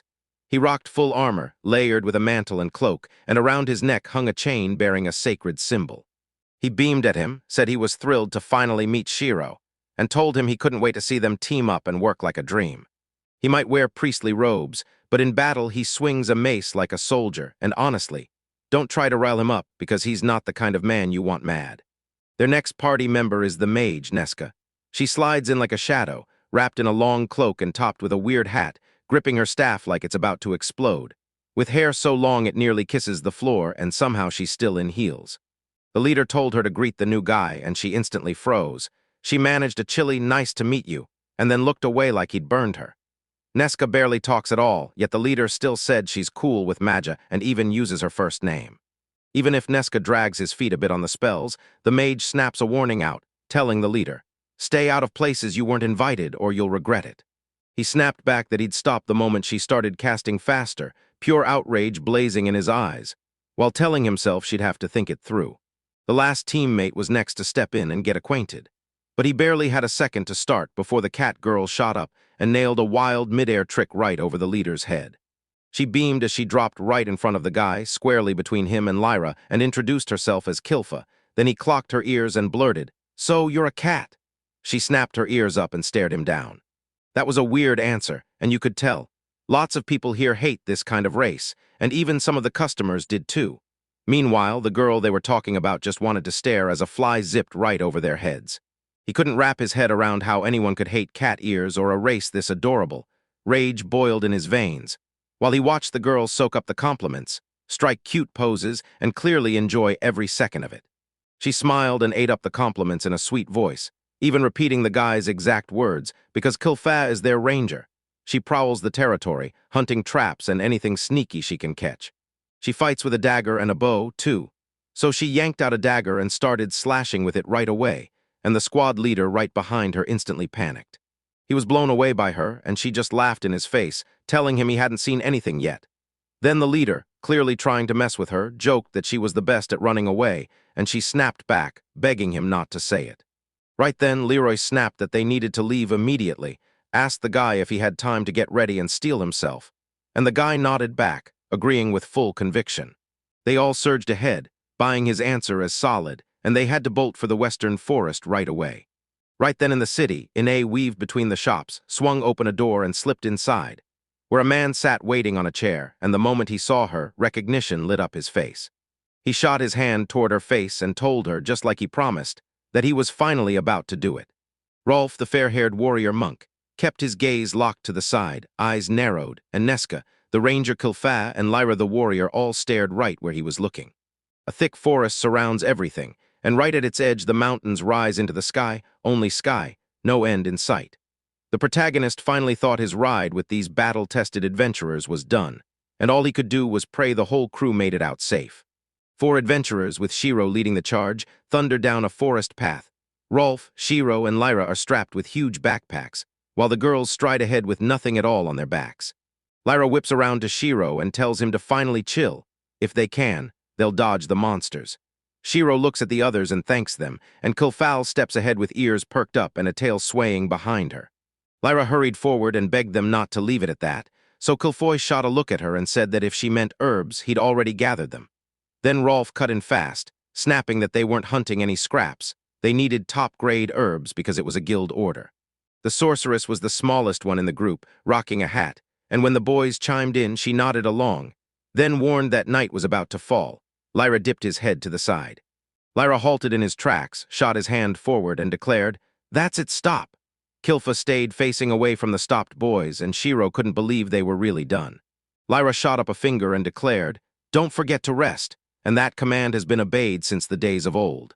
Shino's eyes filled with tears as he finally heard the words he'd been begging for from his boss back at his old job. Then the guys rallied and started prepping everything for the camp. Rolf, across from Shiro, thanked him for everything, and Shiro shot back that he was just as grateful, because they'd used those very matches, while Lyra slid in beside Rolf and stared at him. Lyra grinned at Rolf and told him he could rake in a fortune if he sold those matches in the royal capital. And right then, Rolf stepped up to her. Rolf grinned and warned that if the infamous Merchant Association ever got wind of this, Shiro would be in deep trouble. Then Lyra snapped her finger at him and said with total confidence that his predictions are always right. 12. Neska stumbled over, clutching her stomach, and blurted out that she was starving, so Lyra turned to her and said, "We've been on the road all day, now it's snack time." Neska plopped down near the boys, bread clutched in her hands, while Shiro dropped onto his knees beside her, staring right at where Neska had just taken her seat. Shiro rubbed his chin, stared at Neska as she tore into a bun, and thought, "So this is what dried meat and a stale bun looks like, so simple that even adventurers living out in the wild still eat this." Kilfa sat with her back to Shiro, spun around and clutched a chunk of meat in her hands, then asked if he had any food. Shiro froze, stunned, while she tore off another bite with her teeth, kept one piece in her mouth and held the second out to him like, "Here, take it." What? Shiro dives into his bag and snaps that he doesn't need food. He brought some with him, while Kilf sits nearby, tapping his patience thin, staring at what Shiro's hunting for, and then Lyra strolls past like, "Wait, what are you really looking for?" What? Lyra spots something that floors him, while the other boys get blinded by that brutal flash, staring in shock as they can't even wrap their heads around what Shiro just pulled from the bag. Stacks of food, packs, and boxes piled high. Lyra and Kilfa hovered over Shiro as Neska sat beside him, and Lyra leaned in like, "So you're gonna eat all of this yourself?" But Shiro locked eyes with her and said he'd pulled all of this together so everyone could chow down. The guys stared at Shiro in stunned silence, totally lost on what was even happening. Shiro jabbed at the food scattered on the ground and bragged that every bite was fresh, then demanded the guys try it and give their verdict, while Neska, Rolf, Kilfa, and Lyra stood there, weighing it all over in silence. Then the whole group erupted in cheers, and Lyra shot forward, She raised his hand and ordered everyone to start digging into the food right now. Kilfa was bouncing with pure joy, Rolf couldn't stop smiling, and Neska was on the brink of bursting from impatience. Lyra dived into the noodles first and went, "Oh wow." The flavor blew him away, then Kilfa snatched a rice cake and lit up with pure delight while Rolf couldn't resist a single bite either, and Neska. She grabbed a chocolate bar so fast she started drooling instantly. The boys huddled around the fire, tore into their food, and Shira watched them dig in like it was the best meal they'd ever tasted. Kilfa sprawled on the ground, grinning like she'd won, her belly stretched huge. Then she admitted she'd totally overeaten. Beside her, Neska sat there clutching a pile of chocolate bars, laughing that she just remembered the chocolate, and yeah, it was insanely tasty. Rolf stared up, gripping the cross in his hand, and declared that this had to be God's plan. The boys finally dropped off to sleep. Kilfa curled into a tight ball, Neska sprawled on the ground and kept raving about chocolate, and Rolf leaned against a tree before nodding off too. Shiro curled up with his arms locked around his knees, and just as he sat there, Lyra slid in behind him and told him, straight up, it was bedtime. Then Lyra stepped right in front, caught his eye, and said he and the guys could handle the patrol on their own. Shiro stared at Lyra and admitted he wasn't used to hitting the bed this early. Then Lyra slid onto the spot beside him, leaned in and offered, "Want to talk?" Shiro gripped a cup of water in both hands, stunned that these adventurers weren't used to sleeping bags at all, while Lyra stood beside him, clutching a cloth and saying it probably felt like a pain to haul around. Lyra pulled the sleeping Nazca under the blanket and saw him gnawing on her finger, then warned, "Winter's so brutal you can literally freeze to death, so don't pack extra or your load will crush you." Shiro slams a mug of boiling water up to his face, and Lyra blurts that in moments like this, he'd kill to have interdimensional storage. Shiro hears that, then instantly spits every last drop right out. Shiro strides up to Lyra and fires off a question about interdimensional storage. Lyra snaps back that Shiro's a merchant, so he should already know, then drops a chilling lead. She's heard only 1 in 10, or maybe 100,000 people have it. Lyra lifts a finger and tells Shiro that in an ancient dungeon, there's a book packed with interdimensional storage skills, and Shiro's stomach drops because he's suddenly sure that he's holding that very book. Shiro snapped his gaze to the side and grilled Lyra, asking what it'd be worth if they found it, only for Lyra to stare back, confused, because Shiro was a merchant too and surely should have known. Lyra told Shiro that if he squeezed in a few horse carriages, he could score a noble mansion, and the price would skyrocket, but Shiro panicked the second he heard it. Shiro shot up and groaned that he was exhausted and wanted to sleep, while Lyra promised she'd wake him in the morning. Then he spotted something weird lurking behind Shiro, and his fear hit like a punch. Lyra yanks out her sword and snaps into a fighting stance, while Shiro stands behind her totally clueless, blurting, "What's going on?" Lyra glares and cuts him off, "Shut up." Lyra rushes up to Rolf and jolts him with her hand, yelling that the guys need to wake up. Rolf, slumped against a tree, snaps awake, while Kilfa lies crumpled on the ground. A cold sting hit Lear's face and he snapped, "Get ready, something's charging straight at us." Then the bushes started moving, an eye stared them down, and a clawed paw shot out like a nightmare. Neska didn't wake up. She just kept sleeping, gnawing her finger and drooling like a faucet, while her dreams churned over one thing, chocolate. Shiro strides up to Neska and taps her shoulder, trying to snap her awake and warn her it's time to quit daydreaming about chocolate. When Neska's eyes flutter open just a crack, Shiro presses on, insisting this isn't some random moment anymore, it's an emergency. Kilfa's nose twitched and she caught a scent, something was there. Lyra stood with his back to her, then spun around and asked if she could figure out what it was. Kilfa didn't even answer. She shut her eyes tight and kept sniffing the air like she could taste the truth. Moonlight spilled over the forest as Kilfa burst the silence. She couldn't smell a thing because the monster was charging straight into the wind, and Rolf snapped back that maybe they weren't hunting the same monster at all. Lyra stood beside Neska, gripping a magic staff tightly. He spun toward her and demanded she hurry, get ready to unleash a magic attack. Lyra didn't even get a chance to finish what she was trying to say. Lyra plants his feet in a fighting stance, shoves his sword forward, and yells that out of every monster on their road, they've just run into the killer, the grizzly, while a terrified Neska cowers behind him and a massive bear looms right in front of them.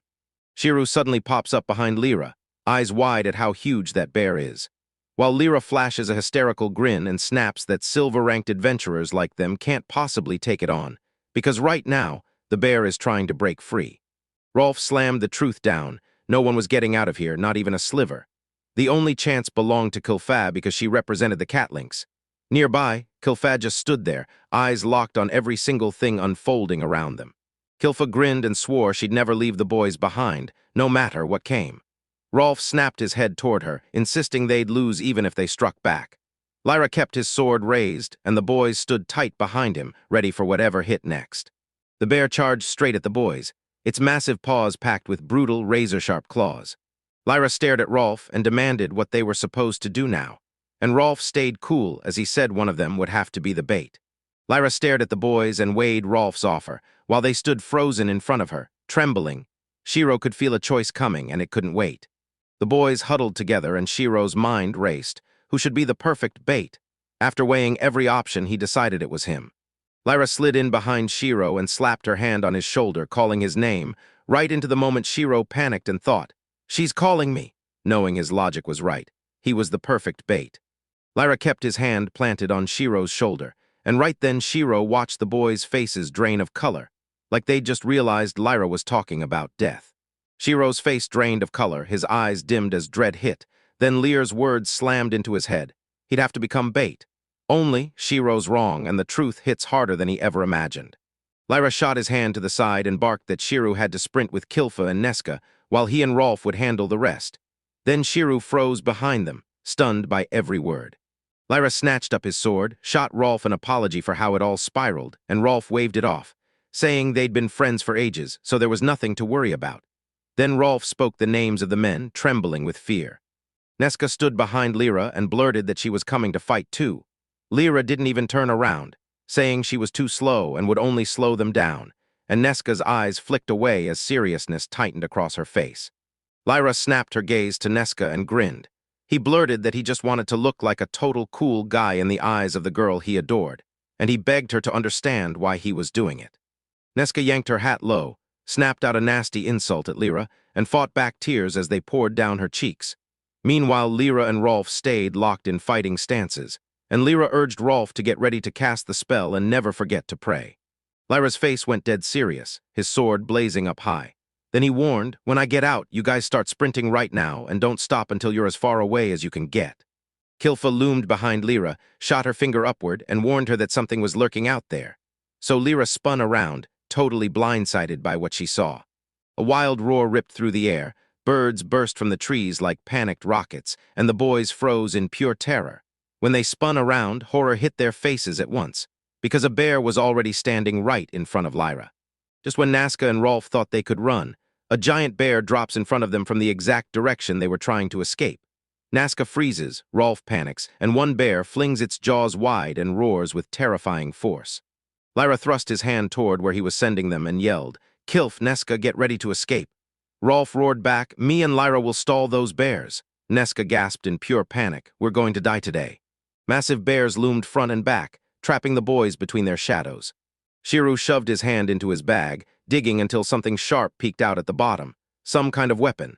And just as panic tried to swallow him, his grandmother's words hit like a punch. "No matter how brutal the situation gets, you never, ever give up." Shiro flings something at one of the bears already looming over him, and it slams into the bear's belly, bursting the whole area wide open, while the men below gape with shocked mouths, totally clueless about what Shiro just pulled. Then Shiro rewinds and tilts his eyes upward. Shiro yanks out a tiny spray plastered with a bear, screams that the bear will regret stepping into their space, and then blasts the gas straight into the bear's face. Under the blazing full moon, the forest tops glowed, and the boys were hemmed in by huge bears. Neska's eyes flashed from beneath her lifted hat, and she swore, "You're all dying today." Shiro stood frozen on the ground in his sneakers, and right in front of him loomed a bear with massive, razor-sharp claws. Lyra spun toward Shiro, panic blazing in her eyes, and shouted his name. Shiro strode up to a bear that towered over him, twice his height. Lyra stared at Shiro, fear gripping her chest, and blurted that he had to sprint right now, because he couldn't stay. Behind Shiro, he raises his leg to wind up for a killer swing, while Shiro shoots something toward the bear with a dead serious stare. Then the bear just stands there, watching as the fireworks flare straight at it. Right in front of the bear, bright explosions erupt. He's totally lost, and terror swallows him whole.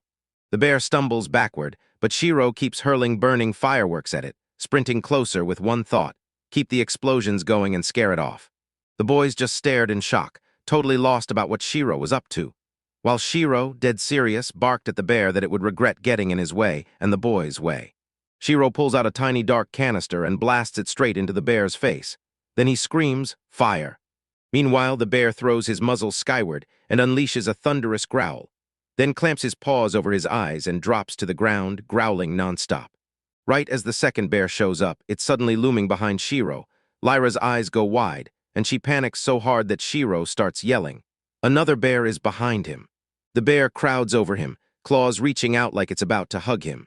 Shiro feels danger breathing down his neck, whips around hard, and blasts the bear right in the face at point-blank range, so close it's only centimeters away.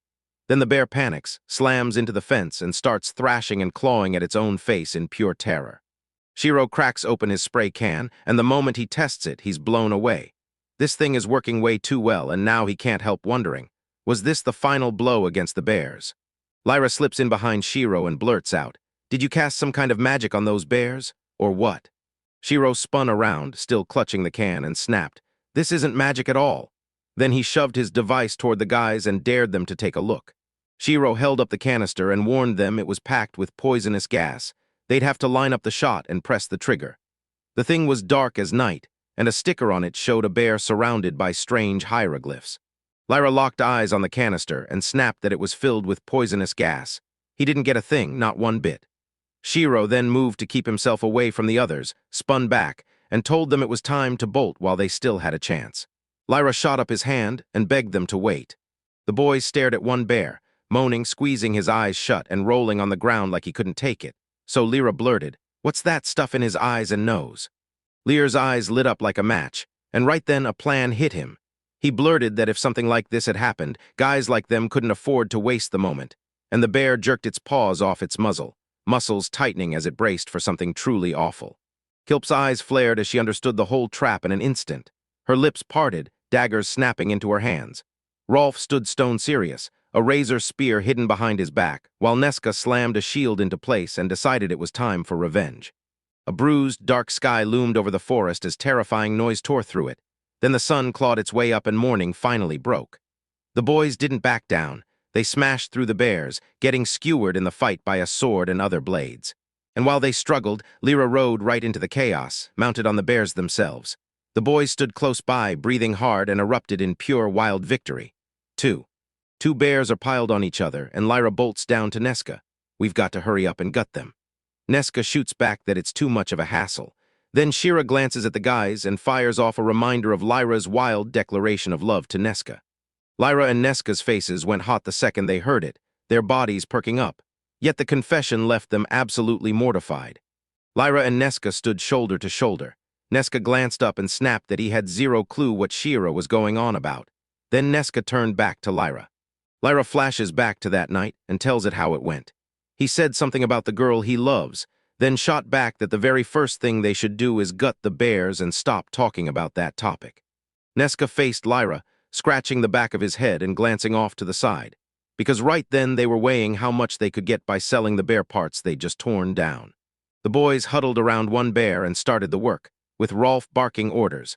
Lyra slicing the skin exactly where it needed to be, Nesca hauling in the blood and tossing it straight into the freezer, and Kilfab busying himself with the fangs. Lyra crouched by the bear's paw, peeled back the truth. Its hide was gone, and now the claws were up next. Then Kilfad jabbed at one of the bear's parts and asked, right there, what to do with the bear's genitals. Rolf dropped into the chair across from Kilf and insisted those organs mattered for medicine, so they had to come too. Kilf, knife in hand, kept hacking pieces off the bear. Shiro clutched the hem of his jacket and yanked it down, terrified. Lyra planted his feet, arms crossed, and stared at the two bears, one stacked on the other, his belly split open. And Lyra snapped that they had to stop right there because they couldn't carry anything else. Lyra stared at Shiro and told him, "Listen to me," and when Shiro locked eyes with her, curiosity sparked in his gaze. Lyra stepped right in front of him and said, "Don't worry, Shiro. Let's delay the job and head back to the city for a while." Shiro and Lyra faced off, with the bear sprawled right beside them, and Lyra fired back that Shiro probably wanted to auction off the bear parts before they spoiled, because those pieces were worth way more than the herbs they were hunting. Then she jabbed her finger toward the side. Lyra jabbed at the bear and declared that Shiro would get half, and Shiro just froze, staring at that absurdly huge slice. Lyra crouched, snatched a canister off the ground and gripped it in both hands, then blurted that without Shiro's help, they would have been dead, all while secretly wondering how much the canister in his hands was worth. Shiro rubbed the back of his head and blurted, "There's no point judging someone's life or money," and Lyra and Kilf stared at him in shock. Then Lyra grinned, shut her eyes, and said, "Seriously, Shiro, you're amazing." Kilfa's expression turned grim, and she clutched her chest for a split second. Then boom, joy erupted, and she sprang straight at Shiro, screaming that he's a good person and that she loves him to death, leaving Shiro completely stunned. Kilfa rockets forward with her arms spread wide, aiming straight for Shiro. Then Shiro jerks back in panic, slips out of her reach, and Kilfa freezes midair with her arms locked out. Next, she drops hard into the bushes, pops back out with her feet up like she's checking the damage, and Shiro and Neska just stare at her. Neska grinned and said she was totally on the guy's wavelength. Shiro was a genuinely good soul. Then Rolf jumped in with a smile, declaring that if every merchant acted like Shiro, the world would be way better. Shiro's cheeks flared as the guys showered him with praise. He squirmed, scratched the back of his head, and let out an awkward laugh, claiming they were exaggerating. Then he stepped in front of Lyra and admitted he finally got why they all wanted back in the city, and Lyra snapped her gaze to him, all curiosity. The hero stepped up to help, well, not the bare whole, he offered to carry its parts. Lyra's eyes widened, then he started to say no, right before the moment slipped away. Shiro snapped a portal into existence, seething with glowing magic symbols, and it formed an eye-shaped doorway right in front of him. The boys stood there, jaws dropped, staring in stunned silence at what they'd just seen. Then Shiro spun toward them and pointed to the conjured portal hanging in the air behind him, admitting he should have told them about it sooner, because it was an interdimensional storage skill.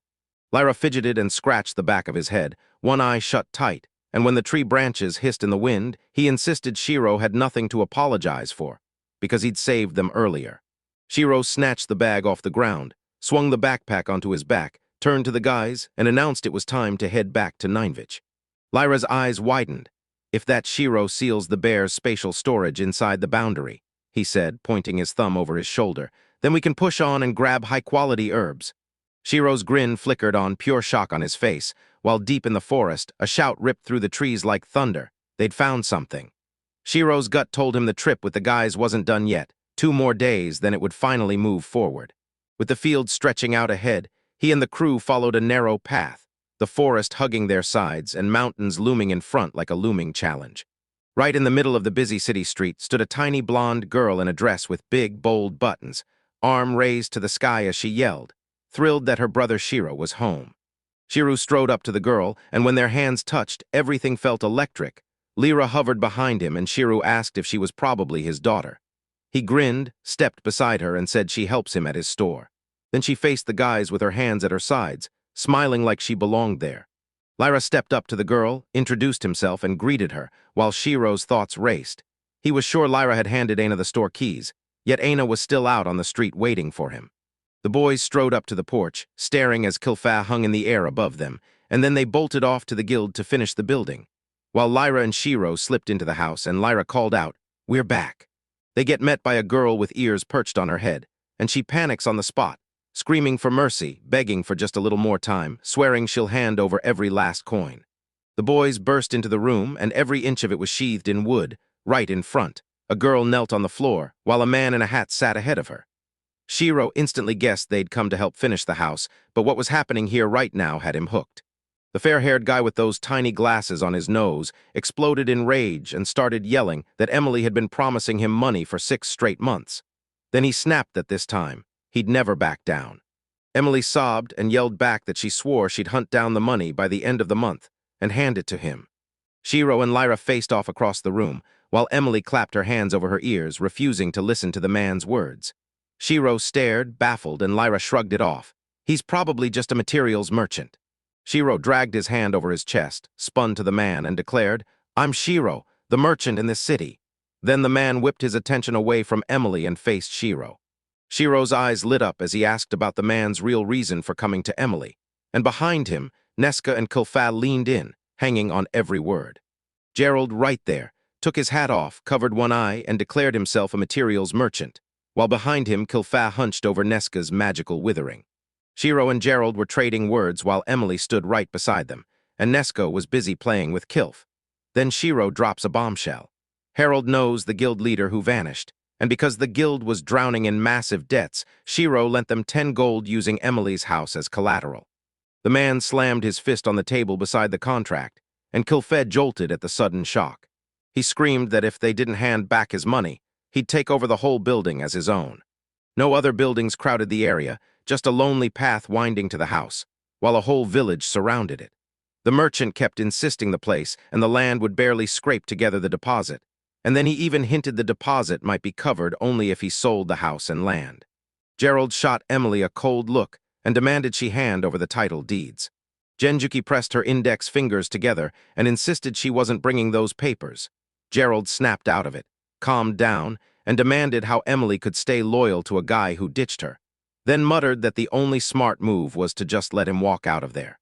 Emily lowered her head, dark hair spilling over her face, and snapped that loyalty had nothing to do with it, while Lyra, Shiro, and Rolf stood right there, watching. Emily perked up, claiming it as hers, her home, her safe haven, from the humans who hated her for being a beast, because for the very first time in forever, she'd finally found where she belonged. Emily grinned and said this place is packed with memories, mostly the good kind, and she can't stand the thought of losing them. She even recalled getting caught, how they rubbed her head and soothed her, and how she cleaned the house then sprinted straight past bandits. Shiro stood beside her, eyes locked past Emily, who was grinning, while he stared in stunned silence like this place was bursting with memories. Sunlight blasted the house, ringed by villages, and Shiro suddenly snapped back to 5 years ago, summer heat, him sitting on a table over a wooden floor, while a cicada lay belly up right beside his feet. Shiro stood on the veranda as a woman stood behind him, leaning in and demanding he listen. Those long bangs framed her face as she said, "It's been 2 whole years since Mio's grandmother vanished." Shiro couldn't recall every moment from that day, but the second he heard the woman speak, shock hit him like a punch. She said it was time to sell her grandmother's house. Shiro dropped to his knees on the floor, bowed his head low, and paid his respects to the adults. He begged them, don't sell the house, because it was packed with memories of his grandmother, yet the adults stared in shock at Shiro's move. He snapped his eyes shut and kept his head pressed to the floor, burning with shame for doing something like that in front of all those relatives. Shiro quietly slipped a few steps away from the boys, and as Lyra called his name from behind, it was like he didn't even hear her. So he simply stepped outside and leaned up by the front door, just standing there.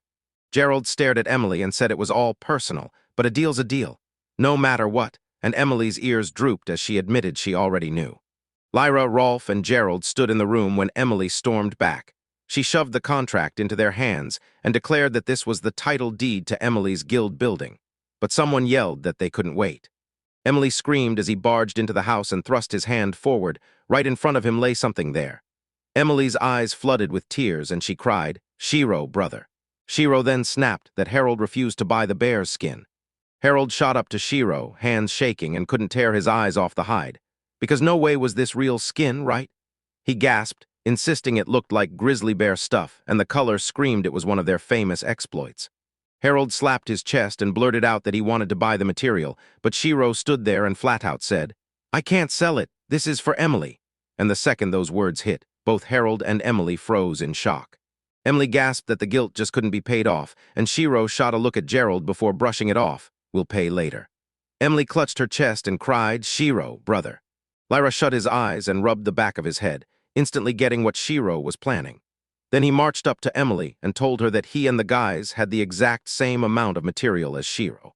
Lyra thrust his hand out in front of him and told Emily she could take these materials and pay him back later. Emily paused for a heartbeat, then broke into a grin and nodded along with the guy's proposal. Gerald inched up to Emily and blurted out, all jittery, that he wanted to buy every bit of that material from her for 32 gold. Then Emily stuck out her tongue and snapped that she'd only agree for 36, and Gerald's anger flared hard. Gerald cradled the lump in his hand and studied it. Then he paid off 26 gold minus the debt, tossed in 2 more for the bear's organs, and it all added up to 28 gold for Emily. It was still daylight, the street felt eerie and empty, and Gerald announced it was time to leave, standing in the doorway with a backpack on his back.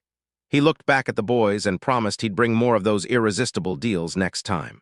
Gerald yanked the door open and stormed out. Emily just watched it shut. Then Lyra snapped that Gerald wanted Gensuki to stay alive, and Gensuki dropped into a deep bow before her.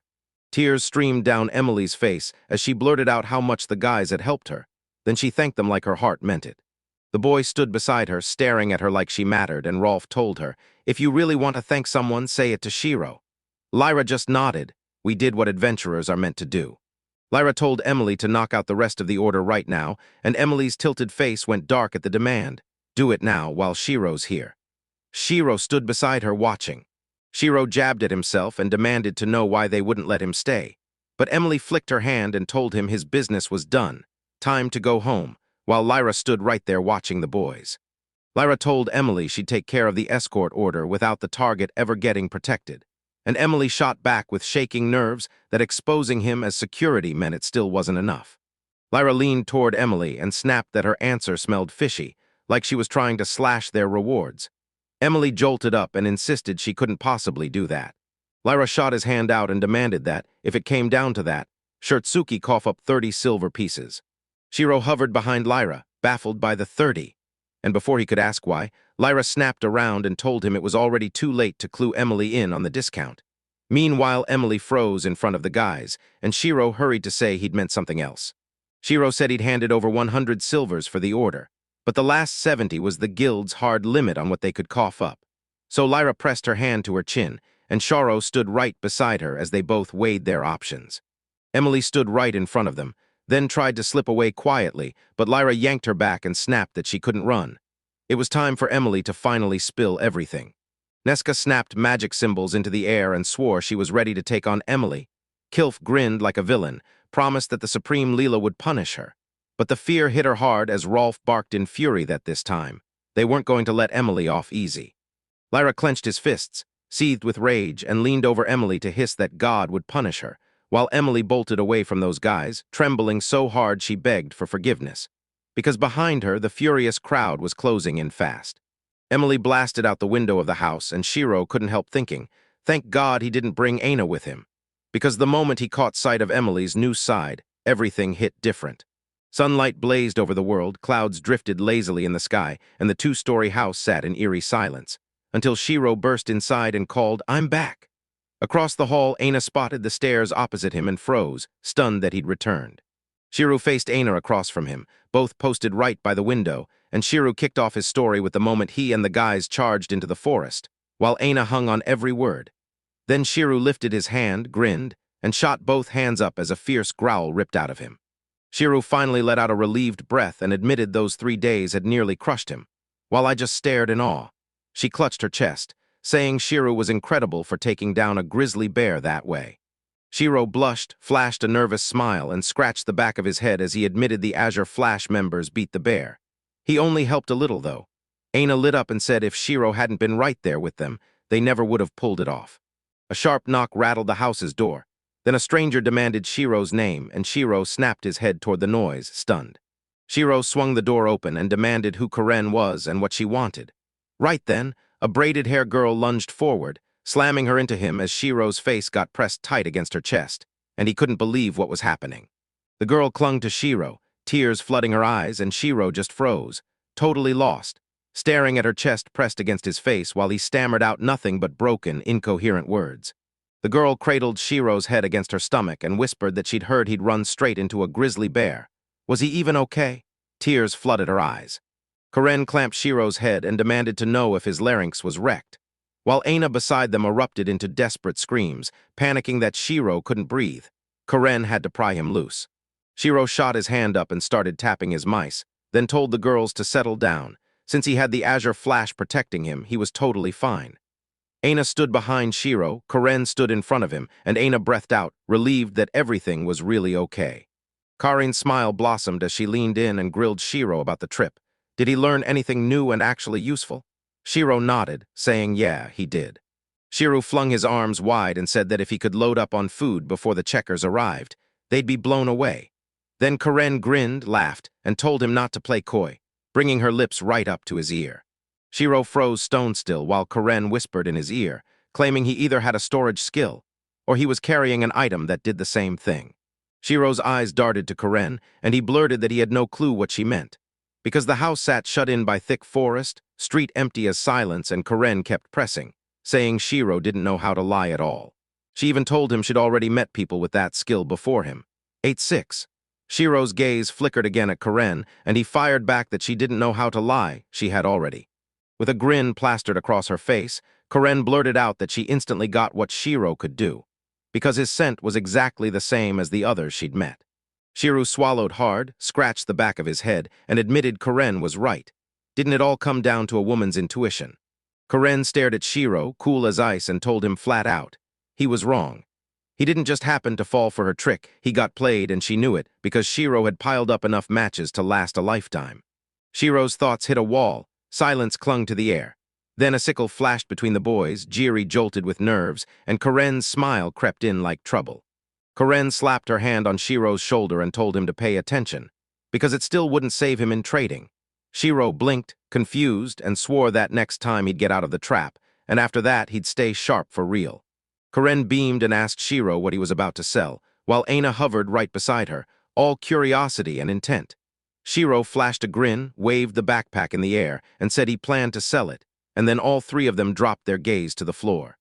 Karina's nerves kicked in as she stared in disbelief, then blurted out, "Turns out stuff like that really does exist."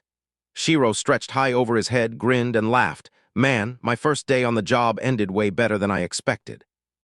The doorbell jingled and Lyra and Nuska slipped inside. Lyra shot his hand up and asked, "So, how's it going?" Shiro greeted him, then Nuska peeked out from behind his shoulder, waved at the boys, and Shiro greeted her right back. Lyra turned to Shiro and bragged that he had a great habit of lining everything up perfectly. Shiro shot back that it was all Aina's doing, so where did Kona learn it? Lyra just grinned and said that after what happened with the grizzly bear. Lyra and Neska stood shoulder to shoulder. Neska slid his hand into hers, glanced at her, and just like that, the guy began dating her.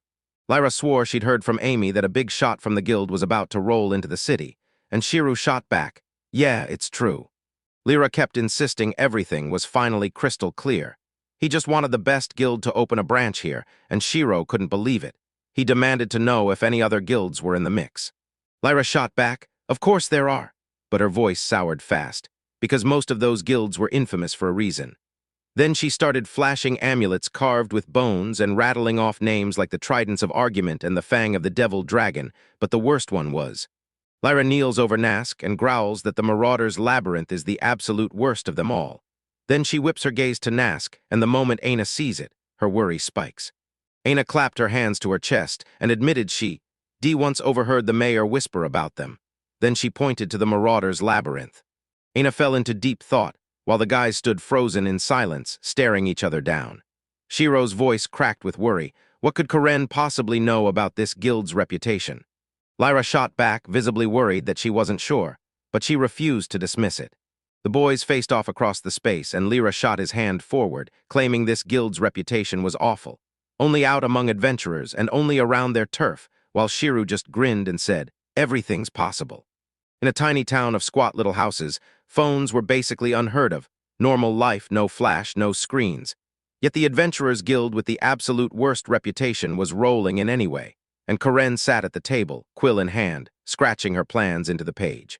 Ine gripped a broom in both hands, spun around, and snapped that the chairman had vanished ages ago. Maybe he got completely lost. Shiro planted his hands on the table, dropped his body onto them, barely keeping his eyes open as he muttered that the chairman wasn't in a rush at all, even from the neighboring city.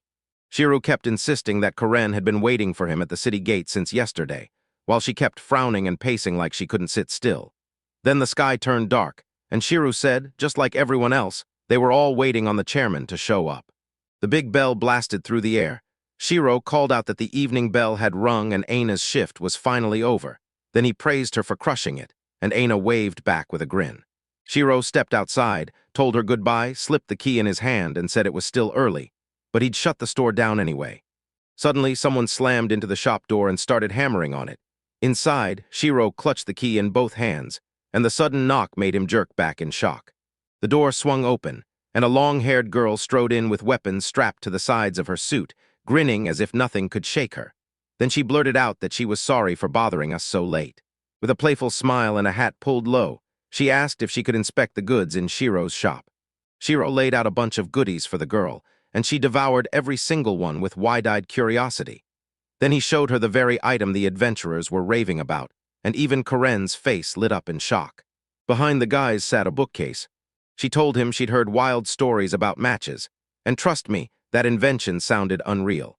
She spotted that shiny silver thing, and when the hero said it was a space blanket, he handed her warmth like it was a lifeline. Shiro urged her to give it a shot. The adventurers loved the idea, and even Karen-san couldn't resist praising Shiro. She yanked a cape over herself, cheeks burning, eyes shut tight as she gasped it was absolutely amazing, warm even if it was paper-thin. Then she grabbed the long, odd-looking thing, instantly hooked, and Shiro just said, "It's a collapsible water bottle." The girl was already planted by the door, flashed a grateful smile at Shiro for explaining the goods, then waved it off. She had to run, and it was time to go. She dashed out of the house, and Shiro just stared, wondering why she was rushing like that.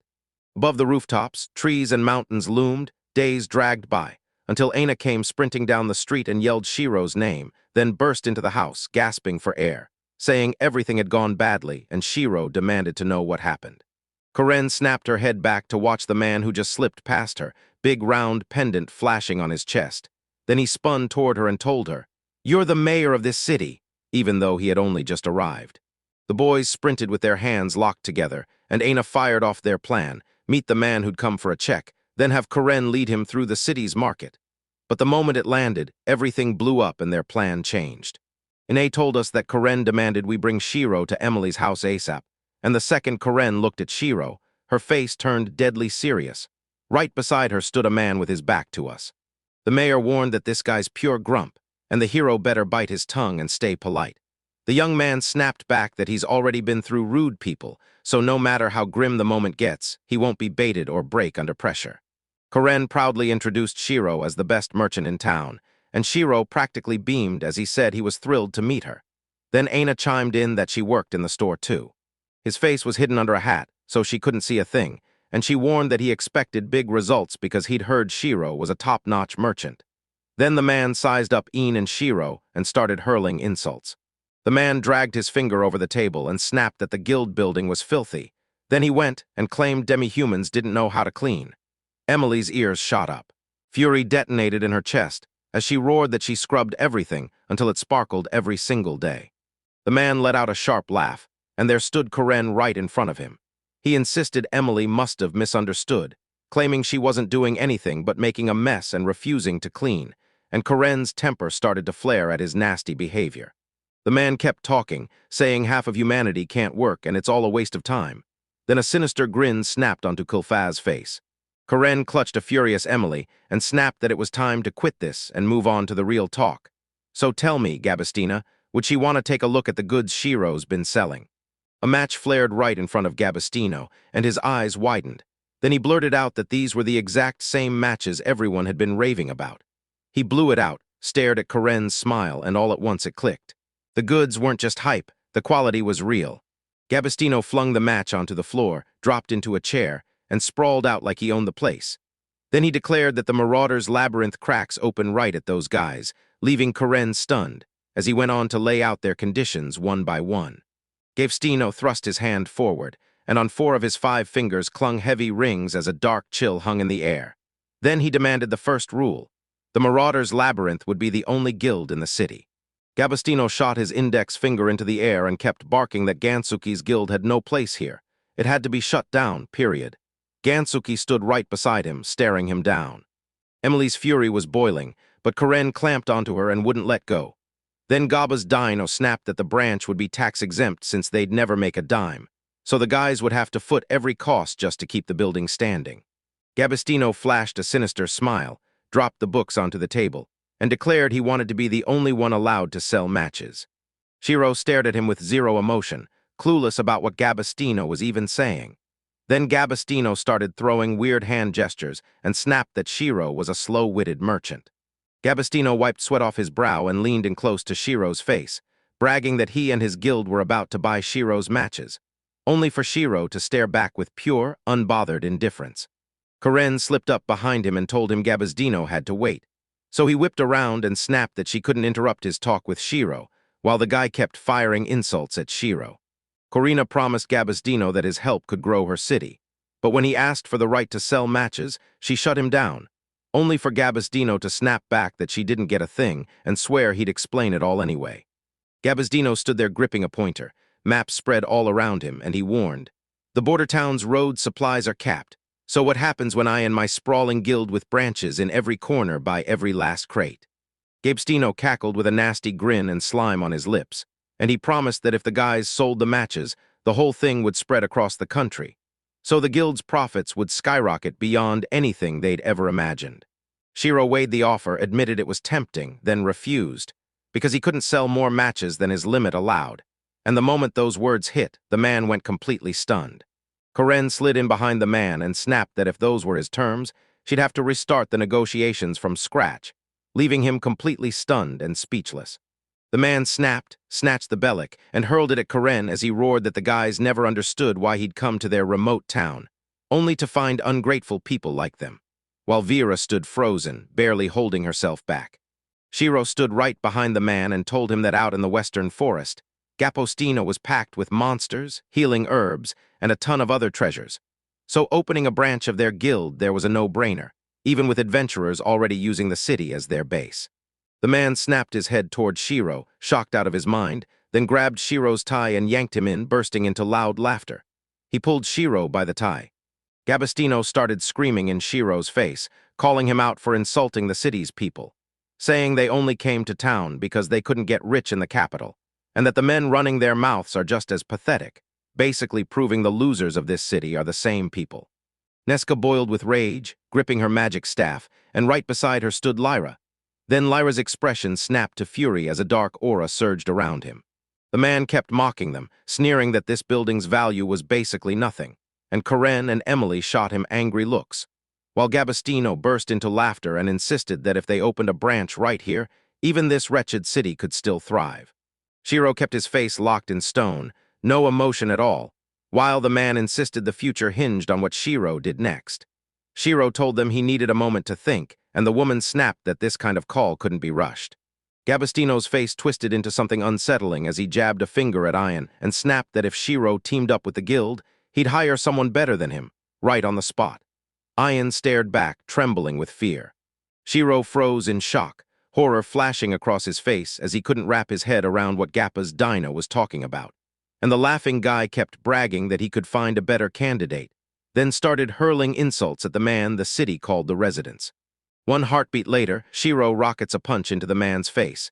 His hat blasts into the air.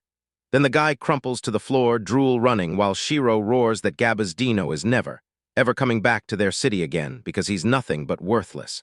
Shiro stared straight ahead, eyes wide with fear, convinced the report's just begun, like he remembered the moment everything turned sour. Right there beside Aino, the guild representative stood in front of them, waiting for the next disaster. Shiro got hit with flashbacks the day he stormed out of his fourth job. There was another employee beside him, and an enraged boss looming right in front of them. The suited man with glasses was talking, but Shiro didn't catch a word, because his boss was getting under his skin again, and Shiro's respect only fueled the rage boiling in him, heart and all, as the countdown finally kicked off from *3*. Shiro caught sight of the guild representative's face, and it hit him. It looked way too much like his old boss, Ian Names. Right then, the number 2 stepped into view. Shiro locked onto a single spot, and when the number 1 flashed, something snapped into place in his mind. Then the house windows burst into view, and he practically screamed that the representative couldn't show up in this house. Shiro lunges with a furious punch, bam, and the guild rep gets blasted into the air. He yells something nobody can even catch, and Shiro fires back with scorching insults as the others stare in shock, while Emily's eyes sparkle with hearts, and Kilf, Nesca, and Lyra smile nervously. Karen shoved her way up to Shiro and shouted his name. Then Shiro shot back, freaking out that some creep might have done something indecent to her. Karen blinked, stunned, and snapped that no, nothing like that happened. Then Shiro just kept standing there, staring at her. Karen's cheeks flared as she hugged her stomach, blurting that the guild rep really did touch her after all. Then Shiro's face twisted with fury as he snapped his gaze away, seething. Guild rep Shiro got yanked by the hair, his index finger flashing with a ring, while the attacker screamed like it was going out of style, and Karin lunged in, trying to calm him down and shout that he needed to stop, while Rolf stood right beside them with his face twisted in anger. The man started screaming disgusting insults at Shiro, and Rolf blurted out Shiro's name while Karen stood right beside him, terrified at how fast it all erupted, because Shiro yanked the guy by his hair and stared straight at Rolf and Kiri. Rolf wore a calm smile and offered to help Shiro, and Shiro spun around and instantly agreed. Shiro vaulted onto the table while Rolf hung from the man's shoulder. Then everything snapped back in Shiro's mind. That moment he'd chosen to quit. The guy was upside down, roaring in panic, with zero clue what they were about to do. And just like that, Shiro remembered the forbidden special move that saved the case and dragged it into court, because he'd used it on his old boss. Shiro slammed his special, free gift, soldier down, and the man hit the floor with a brutal thud, smashing through the wooden boards as his head broke them. The man was jutting out of the floor, upside down and jerking in ugly little bursts, while Shiro froze in place, head bowed just a touch. Shiro muttered without even lifting her head that she hated bad actions, but the second someone dared to trash her friends, Ine whipped her gaze to Shiro, eyes suddenly stinging, while Karen snapped her hands over her mouth, mortified. Shiro charged at the man jutting from the floor and screamed that he'd never sit back and swallow vile talk about his friends. Then Aina bolted over, stunned him with her sudden move, wrapped her arms around Shiro, and declared, "You're my brother." What? The guild rep shot up from his seat and blasted that Shiro could do something like that. Then the guy's grin stretched wide, foam spilled from his mouth, and he hissed that Shiro wouldn't slip out of this so easily. He'd remember every last word. Shiro clung to Aina as the so-called representative, kept screaming that he belonged to the Labyrinth Marauders Guild, and that what Shiro just did meant he and the whole city would pay for it. Rage was rolling off the guy in waves. Karen strode up to the man and demanded, point-blank, whether she should treat his words as a provocation to wage war on her city. Yet the moment he heard it, fear hit him hard. With a creepy grin glued to her face, Karen kept insisting, "Since I'm the mayor, I have to tell Margrave Fasher. He's the one who rules these lands." The man foamed at the mouth, insisting the boys had gotten everything wrong, and swore he meant something totally different. He even offered, "Give me the first choice to handle the matches, and this will be buried." But before the words could finish, someone yanked his ear. Shiro yanked the man by the ear, hissed that his hearing was awful, and demanded he listen closely and remember every word they said. Karen and the guards crowded behind Shiro as he snapped, "I'm not striking any deal with you. If adventurers like this guy even step into my shop, I'll boot them out on the spot." The man crawled to the door, terrified out of his mind, and Shiro snapped after him, yelling, "Do you get it all?" The man bowed low, sat right by the door, and promised, "Tell me any price, I'll buy every match you want." Shiro shut one eye and said he planned to keep selling matches at retail. Then the guy glanced between Shiro and Karen and snapped that, since that was the case, the match talk was officially over. The man thrust his hand out and snapped that they needed to talk about opening a branch in the city, but Karen cut him off, covering her eyes and blurting out that the representative clearly hadn't gotten the memo. There was no deal. Lyra loomed nearby and burst into loud laughter. Karen and the mysterious man snapped their heads around instantly. Lyra nearly burst with laughter as he jabbed a finger and called the guy a total idiot for gorging himself while both deals collapsed right in front of him. The man exploded into shouting, saliva spilling from his mouth, and snarled that Lyra should shut up, because he was nothing but a pathetic excuse for an adventurer. Right after those words, Lyra lunges in, clamps her hand around the man's throat, yanks him off the ground, and growls that the whole time she'd been silent, because she just needed to hear what that representative really meant. Lyra kept the man pinned to the ground, while Shiro shot his hand forward and barked that that move was a total no-go, until Lyra snapped back that Shiro had just pulled the exact same, bad move on the representative himself. Lyra yanks her foot free and drives a kick into the man, then snaps that there's no use wasting time fighting. He needs to get out of here right now. Lyra flashes him a middle finger and tells him to crawl back to his beautiful capital, while he drags himself toward the door. Lyra snapped in rage, saying he couldn't calm down, while Emily stood beside him, seething right along with him, and the tense air around them felt downright terrifying. Karen snapped that they should drop this guild rep and stop letting a guy like him smear their reputation, and Shiro and Karen locked eyes like they finally understood each other. A sharp knock rattled the door. Lyra whipped his head toward it, sprinted over, and reached out to grab the handle. "Seriously, this guy never learns," he growled. "Then I guess it's time he gets taught a real lesson." Then Lyra swung the door open and froze. A girl stood there with a bright smile, and she blurted that she was sorry to interrupt him.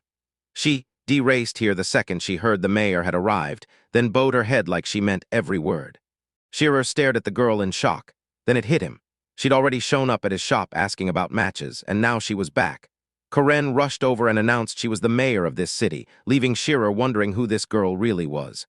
The girl stepped right up in front of all the guys, and with a confident grin she declared, "I'm Nai Mirage, ambassador of the Fairies Blessing Guild."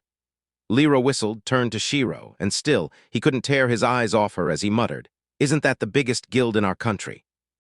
Karen stared at the girl with a serious face and demanded to know what she wanted to talk about.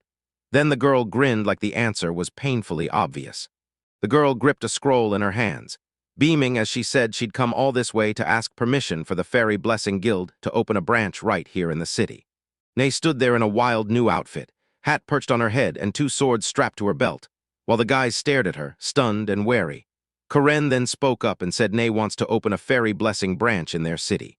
Emily stuck right beside Shiro and hissed that it had to be a trap, and Karen whipped her head toward Emily, shocked. Nay squeezed one eye shut, then shot straight up to Emily and grabbed her hand, telling her she too was a guild representative and that there was something urgent they had to talk about. Nye leaned in toward Emily's face and whispered with suspicion that if the skilled joined their branch, then, at once, Nye shot her hand up and grinned that Emily's salary would jump sky-high. Emily stared up at Nay's hand, mouth hanging open, and demanded why the payment was spiking so hard. Nay shut her eyes, dropped her hand forward, and swore the pay would shoot up 5 times more than it is right now. A brutal stomping thundered through the room, and Emily bolted as fast as she could from Naya, like it all happened in the blink of an eye. Emily dropped to all 4s with a terrifying glare and swore that starting today, the silver moon would turn into the fairies' blessing branch. She clung to Nia's leg and declared she'd accept it, because moments like this only come around once in a lifetime. Shiro snapped back that they had to listen close and watch everything, because not a single soul was out there in the house, and then he made it clear the rest of the day would be spent right in his office. Clouds tore across the sky above the houses, tea steamed on the table beside a chessboard, and Karen, Nai, and Shiro sat down to play, when Shiro finally demanded why Nai wanted to open a branch in their city. Nai shut her eyes and told me how, just the other day, a bunch of guild adventurers stumbled on a map to ancient magical civilizations and weird, mysterious continents, hidden inside a dungeon, and then Nai gripped that unfolded map in her hands. Then Nai slid back into his seat and said it was weird they hadn't been caught sooner, yet the guild treated it like the biggest discovery of the century. Nia locked eyes with the guys and they leaned in, hanging on every word, because she made it crystal clear. The most important part of this map is right where they're standing. She slammed her hand onto the table where the map lay and said, stone-cold serious, "To the great forest east of Ninrik, there's the kingdom of ancient civilizations, packed temples, labyrinths, and a ton of terrifying creatures." Karen shot up with sparkling eyes and insisted it was absolutely true, then asked what it could possibly mean. Ni jabbed her finger at the map covered in armed monster symbols and said the labyrinth marauders weren't just picking a spot. They wanted to plant a branch here to grab control of the traces and lock down the info. Nay dropped a figurine, burst into laughter, and said they were being shut down again. No funding, like always. Then she nudged the little fairy and declared, "Fine, we'll channel that power and hit the moment they capture the noble trace." Ni's jaw hit the floor, and she shot her hand up as she kept insisting that they'd finally decided Ninrich would be the perfect base to take over. Shira snapped her eyes to me in shock, then stared at that tiny figurine with the spear and pointed ears, saying, "Listen, in this city there's only one guild, Silvermoon." A spear-wielding fairy figurine sat right on the map, and Nai leaned in and declared, "If we turn into a branch, we won't have to raise a brand new guild house. Then we can start working on it immediately." Nai leaned in and said there was one more reason. The shop Shiro ran in the middle of the city. Shiro froze at her words, and then Nai grinned, shut her eyes, and held the moment. Nai remembered rushing to the store and gushing that every single item was amazing. She even swore it was exactly what adventurers needed. Nay shot up from her chair and told the guys to think about moving her guild into their city. Then Karen nodded, wore a serious face, and asked what conditions the guild would demand. Nay froze at Karen's words, then leaned in toward the guys as Shiro flashed a smile, while Karen, trembling, shut her eyes tight. The guys started talking about the man from the Marauders Guild. Then Nai slammed a cup onto the table, screaming that this was pure impudence, like she didn't just make a branch. She actually dared to issue demands. Shiro and Karen just stared at Nai, stunned. Shiro flashed a smile, and Karen planted her hands on her hips as they traded words about that guy's cruel name-calling. Nai finally said, "Now I get what you guys meant," and marched over to the sofa where they were all sitting. Then she hit them with total confidence. If they decide to open a branch together, they won't have to build a guild house at all. Nea strode up to Karen and blurted out that she wanted to hire her to build a hostel for adventurers, then lock down the land for them, for a fee. Karen tapped her chin, then reached out to Nai and said, "It's settled, we agreed." And the moment Nai heard it, she lit up, seized Karen's hand, and poured out her gratitude like a wave. Emily stood on her roof and blasted her command 5 times louder. Then Silvermoon snapped into the blessing of the fairies, rising straight to the top as the #1 guild in the whole country. Clouds drifted over the house as day after day slipped by, and Shiro thanked the customer for his purchase while still seated at the table. Then Inuz just stood there, frozen in front of the door. So Shiro pushed back from the table and called her. Shiro jerked his finger to the side and demanded Aina hand him a giant pack of matches, but she froze, eyes nowhere on him, and Shiro snapped, calling her name again, shocked to his core. Shiro sprinted right up to Aina, leaned in, and called her name. She jolted awake with a grin and teased, "Do you need a broom?" Shiro shot back, "I need big matches," and Aina hurried off to grab them. She stood by the table in front of the shelves, surrounded by supplies, and Shiro asked her to clean up the store. Then he stared in shock as Aina assured him everything was fine, like her mind had been floating somewhere else lately, only to insist, "I'm okay. Everything's fine." Shiro was counting coins, then he snapped. He had to talk to Aina about what was going on. He was stretching in his chair when Aina called out, and Shiro instantly whipped around to face her. Ine slumped in defeat, hung her head like it weighed a ton, and couldn't find the words to tell him. Then her fist tightened and her heart hammered like it was about to burst. Shiro sat there waiting for Aina to finally ask her question. Then she screamed, dropped to her knees so hard the coins started raining down, and Shiro snapped out of his chair in a panic. Anna's eyes brimmed with tears as she crawled on all fours. Then she snapped her hand over her face and blurted out that Shiro could lend her some money.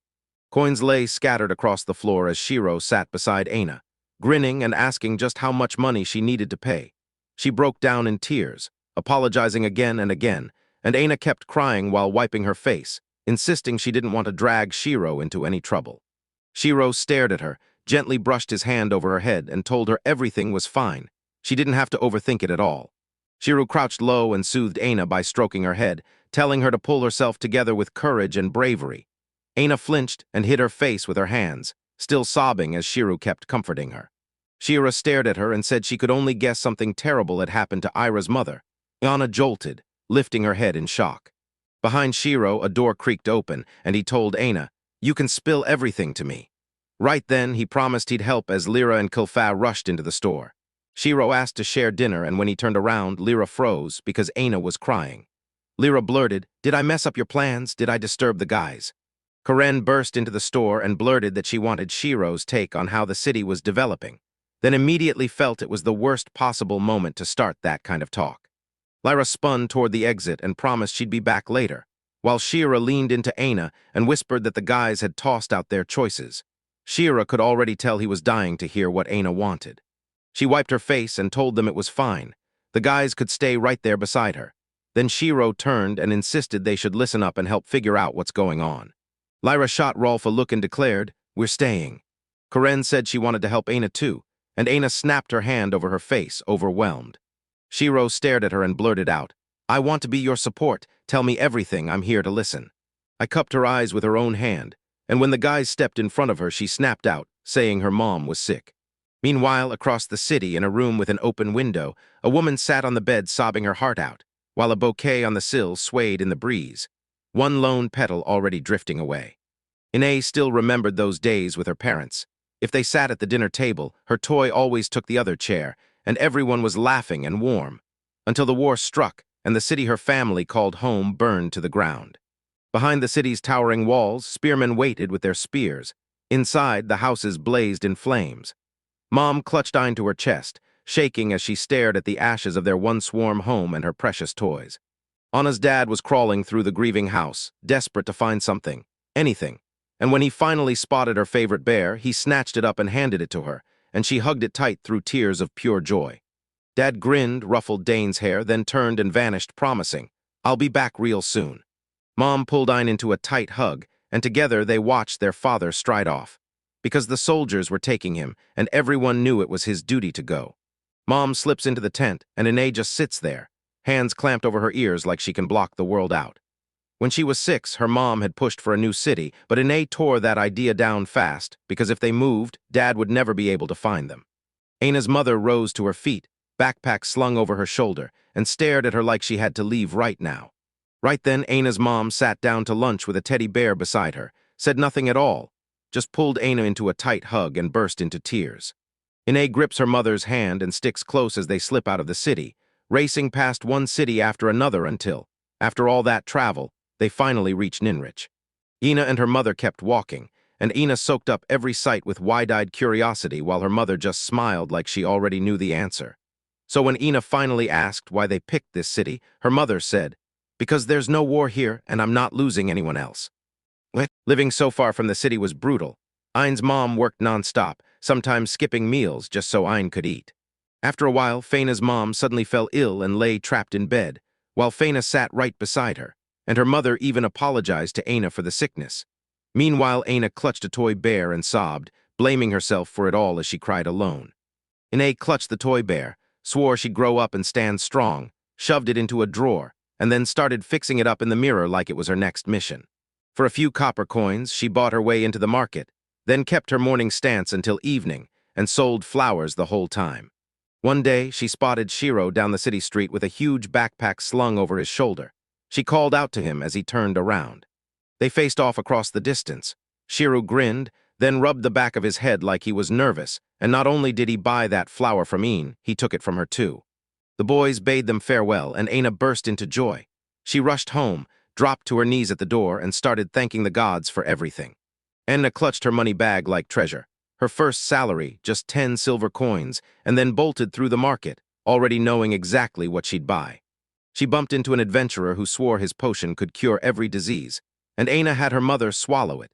Except Aina fed her a lie, saying it came from Shiro, while that cure-all adventurer had already drained their whole property. The potion sat half empty on the table. Mom gulped it down, and the world didn't shift a single bit. She was still sick, worse somehow. Aina's eyes darkened as she mapped out what came next, and one thought hit like a brick. She needed a mountain of money. At Shiro's shop, she finally figured it out. If she had enough money, she could get her mother to the city hospital and make them help. Aina's fists tightened, and for a heartbeat she even wondered if God hated her, but she had no choice. She had to save her mother. Then Shiro sat there on his chair, and Aina snapped his name, calling him. She stood right beside Shiro, and as he sat at the table counting coins, he snapped, "You want to borrow money from me, huh?" Aina braced for hate and slammed down self-blame, but Shiro just reached out and stroked her head, shocking her to the core. Then Shiro met her eyes and smiled. "From?" Aina froze, blushed hard, bowed low, and burst into tears. She was sobbing hard. Shiro stood right in front of her, and she figured he must have just started petting her head in response to her request. Aina stood in front of the boys, and a window loomed behind her. Shiro stared and said, "This is what Aina's mom is like," and Aina just kept her head bowed. Lyra slammed into the wall with everything he had, roaring that they had to track down the one who sold the potion to Aina. Then Shiro just stared at the furious Lyra. Lyra flailed his arms and screamed that once he caught that guy, he'd beat him to a pulp, and Neska hauled him back, telling Lyra to stop smashing everything. Rolf leaned in close to Aina and told her straight, no way that potion the stranger handed her was real. Then Aina snapped her eyes to him, stunned. Rolf kept insisting that healing potions really exist, but they only mend what's on the outside, or they yank poison out once it's already inside your body. Roddy stood his ground before Ain, and he snapped that there wasn't a single potion strong enough to cure her illness. Yet I know insisted the stranger had said it was simple. Drink the potion, and her mother would recover at once. Rolf snapped that, with a bitter sting, Ine had been played by that man. And without even blinking, Ine fired back that she'd fallen straight into the stranger's filth. Ine's fury surged, tears instantly stung her eyes, and she looked ready to break.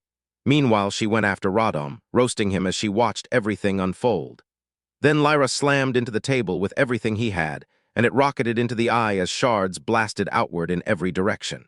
Lyra snapped her head to Rolf and said he had the job, tracked down that merchant, and right after that, Neska and Kilthak closed in beside her. Evil Lyra stormed out to hunt the criminal, Kilf, while Kilf and Neska rushed in to stop her, and Shiro and the others decided to pay Aina's mother a visit. Shiro and the others marched down the road, and the moment his mind drifted, Aina's warning hit him hard. Her mother was rotting alive. Ine told Karen she'd heard about the disease from her grandfather at the drugstore, and Karen snapped, "I knew it. Your mom really is sick." Shiro charged up the stairs and shouted for Rolf to keep up. Then the two of them climbed together. until Shiro leaned in and whispered to Rolf what this illness really meant.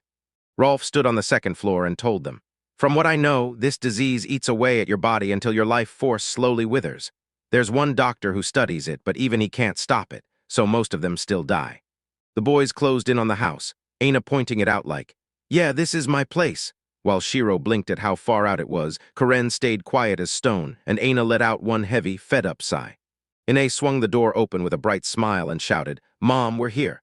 Then she grabbed Shiro's hand and insisted, "Come on, get inside and meet me." The woman looked exactly like Aina, sprawled on the bed under a blanket, and when she finally spoke her name, Stella, she thanked the guys for watching over her daughter. Shiro snapped to attention and waved it off. No thanks needed. Then the woman slid onto the edge of the bed and blurted out that she was sorry for how she looked.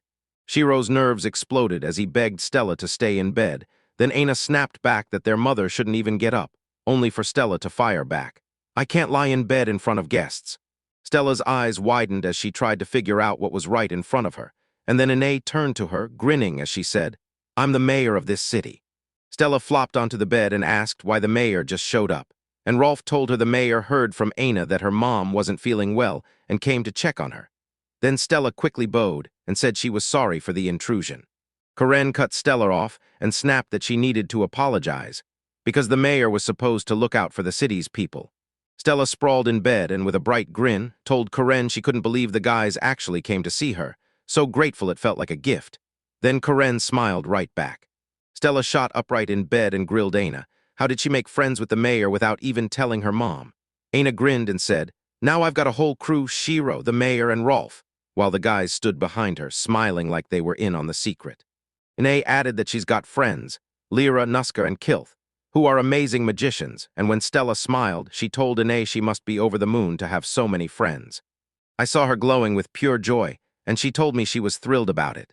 Stella was about to leave, so I slumped against the bed and told her that Mom had already eaten. Then Shiro served up a delicious soup. Stella's expression flipped as she admitted she was begging Ine for forgiveness, because she couldn't cook for her. Then Ine waved it off and said it was fine, because she actually loved cooking herself. Ine slipped out from her mother, told her, "I'm heading to the river for water," and before she could even move, Rolf stepped in to help, while Stella just sat on the bed, grinning like everything was perfectly fine. Stella spun away, thought it through, then whipped back and apologized to the mayor, pleading, "Can I leave you and Shiro alone for a minute?" Because she had to talk to him face to face. Shiro and Stella were finally alone, and Shiro demanded to know what was really on her mind. She said she wanted to hand Aina to him, while a cheerful Aina happily tagged along with Rolf to fetch water. Stella sat on the edge of the bed, locked eyes with Shiro, and asked, after she was gone, could he raise her daughter? As soon as the mayor stepped out and shut the door, Stella grabbed Shiro's attention and begged him to take care of Aina after her death. The guy went rigid, staring at the woman who rushed out an apology for blurting it out. Because Stella was out of time already, so she cut straight to the question of whether Shiro knew about her illness. The boy nodded to the woman, and when she asked whether Aina cried while she was talking about her, Shiro answered again, his mind flashing back to that moment. The woman huffed with irritation, and Shiro knew she was right. Stella watched her daughter claw at every effort to help, and as her mom, it hurt like hell seeing Aina struggle. But the worst part was how she made herself grin in front of Stella anyway, just so her mother wouldn't worry. Mom realized her daughter had shifted, just a little recently. The girl started smiling again from the bottom of her heart, so Stella only had to ask once. Why was she suddenly so happy lately? Then the girl grinned with pure joy, whispering that she'd just met the kindest little brother. Stella's face lit up too, because she finally got what sparked her daughter's happiness. And the woman then looked straight at Shiro and said he was almost like Aina's father. When that guy first stepped into the house, she froze in shock. Then it hit her husband must have come home. Shiro apologized for not being Aina's father, and Stella waved it off. Then she watched him bow his head again, apologizing to the boy for lumping them together. After a brief silence, the woman beamed and said she was just so happy. Stella then grabbed her breath and thanked the guy, because thanks to him, she could finally remember her lover's face, the one she was already starting to lose.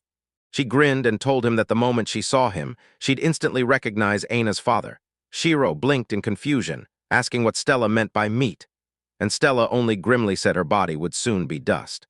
She dropped her trembling legs to the floor, hauled herself up, and mumbled that it might be rude, but she needed one thing. Could you watch her daughter? She was a total crybaby, yeah, but her mother's worry was massive, and hot tears kept spilling down her cheeks. Staggering, the woman reached for a step, but her legs betrayed her and she crumpled. Shiro snapped, "Careful," and caught Stella right as she fell. Shiro went bright red, froze in total panic, and so did Stella. Then the guy snapped, asking if the woman was okay, and she just nodded, yes. He dropped the girl onto the bed and went quiet, thinking hard. Then Shiro finally turned to Aina's mother, hesitated for a beat, and asked if he could touch her legs. Stella shrieked in embarrassment, cheeks blazing red, then dropped her legs to the floor and blurted out an apology for what she'd done. The girl had no clue what he was about to do, so she clamped her eyes shut. But when nothing happened, she slowly opened them and stared at Shiro. He squinted at the leg up close, and yep, everything matched what he'd already figured out. Stella didn't get a thing, then blurted that his liking meant her legs were just his type.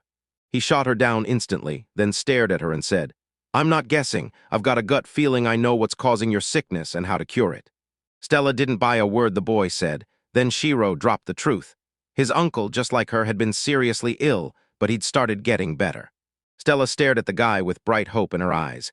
He swore he knew the cure for Anae's mother, so Stella blurted out, "Wait, do you really know how to save her from this disease?" Stella clutched her shaking hands into tight fists, fought back tears, and told him she couldn't die yet. Then she grabbed his hand and pleaded that she couldn't leave her little daughter alone. Shiro flashed her an encouraging grin and promised everything would be okay, that she wouldn't die, not on his watch, swearing he'd make sure Stella and Aina lived long and happy lives. Just then the mayor stormed into the house, demanding to know if they'd finished talking, while the girls slid in right behind her, saying they made it back, and Rolf trailed after Yana. Before any of them could even finish a single sentence, their eyes snapped to Shiro and Stella, and shock hit them all at once. They stared at their tangled hands, then shot glances to Stella's shaking legs and tear-slick eyes. While the mayor and Rolf gawked at the boy like they'd just seen the impossible, Shiro spun around, terror flooding him, and tried to figure out how in the world he could explain himself now. Shiro could barely choke out the proposal with Karen and Rolf glaring at him, weapons raised, threatening to cut him down. Aina rushed up to her crying mom and asked if she was okay, while Shiro prayed that Stella hadn't misread him, because the idea of it all going wrong terrified him. After a while, Shiro finally spilled the truth. This sickness had been brewing in him for his entire life. Then he leaned in and said that where he was born, people called it vitaminosis. Everyone stared at the board, eyes locked in, hanging on every word. Shiro said that avitaminosis is a sickness your body pays for when you don't get enough nutrients. On the board next to the disease name and its cause, he had scribbled the symptoms too: headaches, crushing fatigue, stumbling when walking, nausea, total body weakness, and numbness creeping through the limbs. Shiro knew it was that brutal disease that shuts down the limbs, but the cure was surprisingly simple. Just get Stella loaded up on the vitamins her body was missing. Anna finally caught on, then fired a question at Shiro. Did her mom take her medicine so she'd be cured? And when he heard that, the guy just grinned like he knew something she didn't. He bolted out of the house, getting ready to head to his world, then slipped into his granny's room, his mind racing with her warning. If anyone ever lands in trouble, you jump in and help them.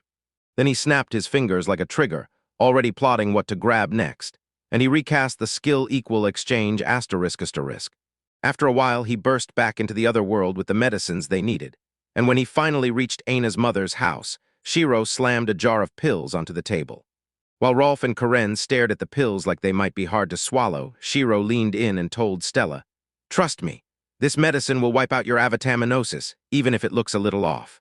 Aina's mom mulled it over and said the medicine was way too expensive, but Shiro just winked and told her she didn't have to worry about a thing.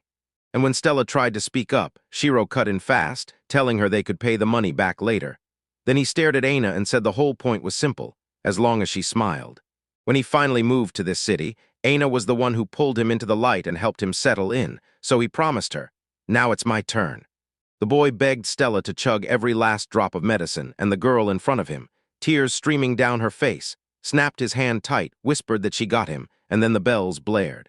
A full month had slipped by since that day, and when Shiro and Aina returned to Stella, autumn leaves swirled every which way, whipped by the wind like the world was building up to something.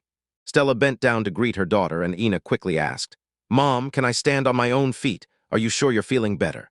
The girl nodded and said she was already feeling better, so standing up wasn't a struggle anymore. Ine pointed out it was the same as before, and Stella just agreed with her daughter. Aina blurted out to her mom, "Can I sleep with her right now?" Stella only smiled and promised, "We'll be together every single day." And the girl immediately scrambled into her mom's arms, calling for her over and over again. With tears streaming down her face, Stella begged her daughter for forgiveness for keeping Aina worried for so long. And then she swore, right then and there, that from now on they'd always fall asleep together. Shiro flashed a grin, slipped out of the house, and shut the door with a soft click behind him.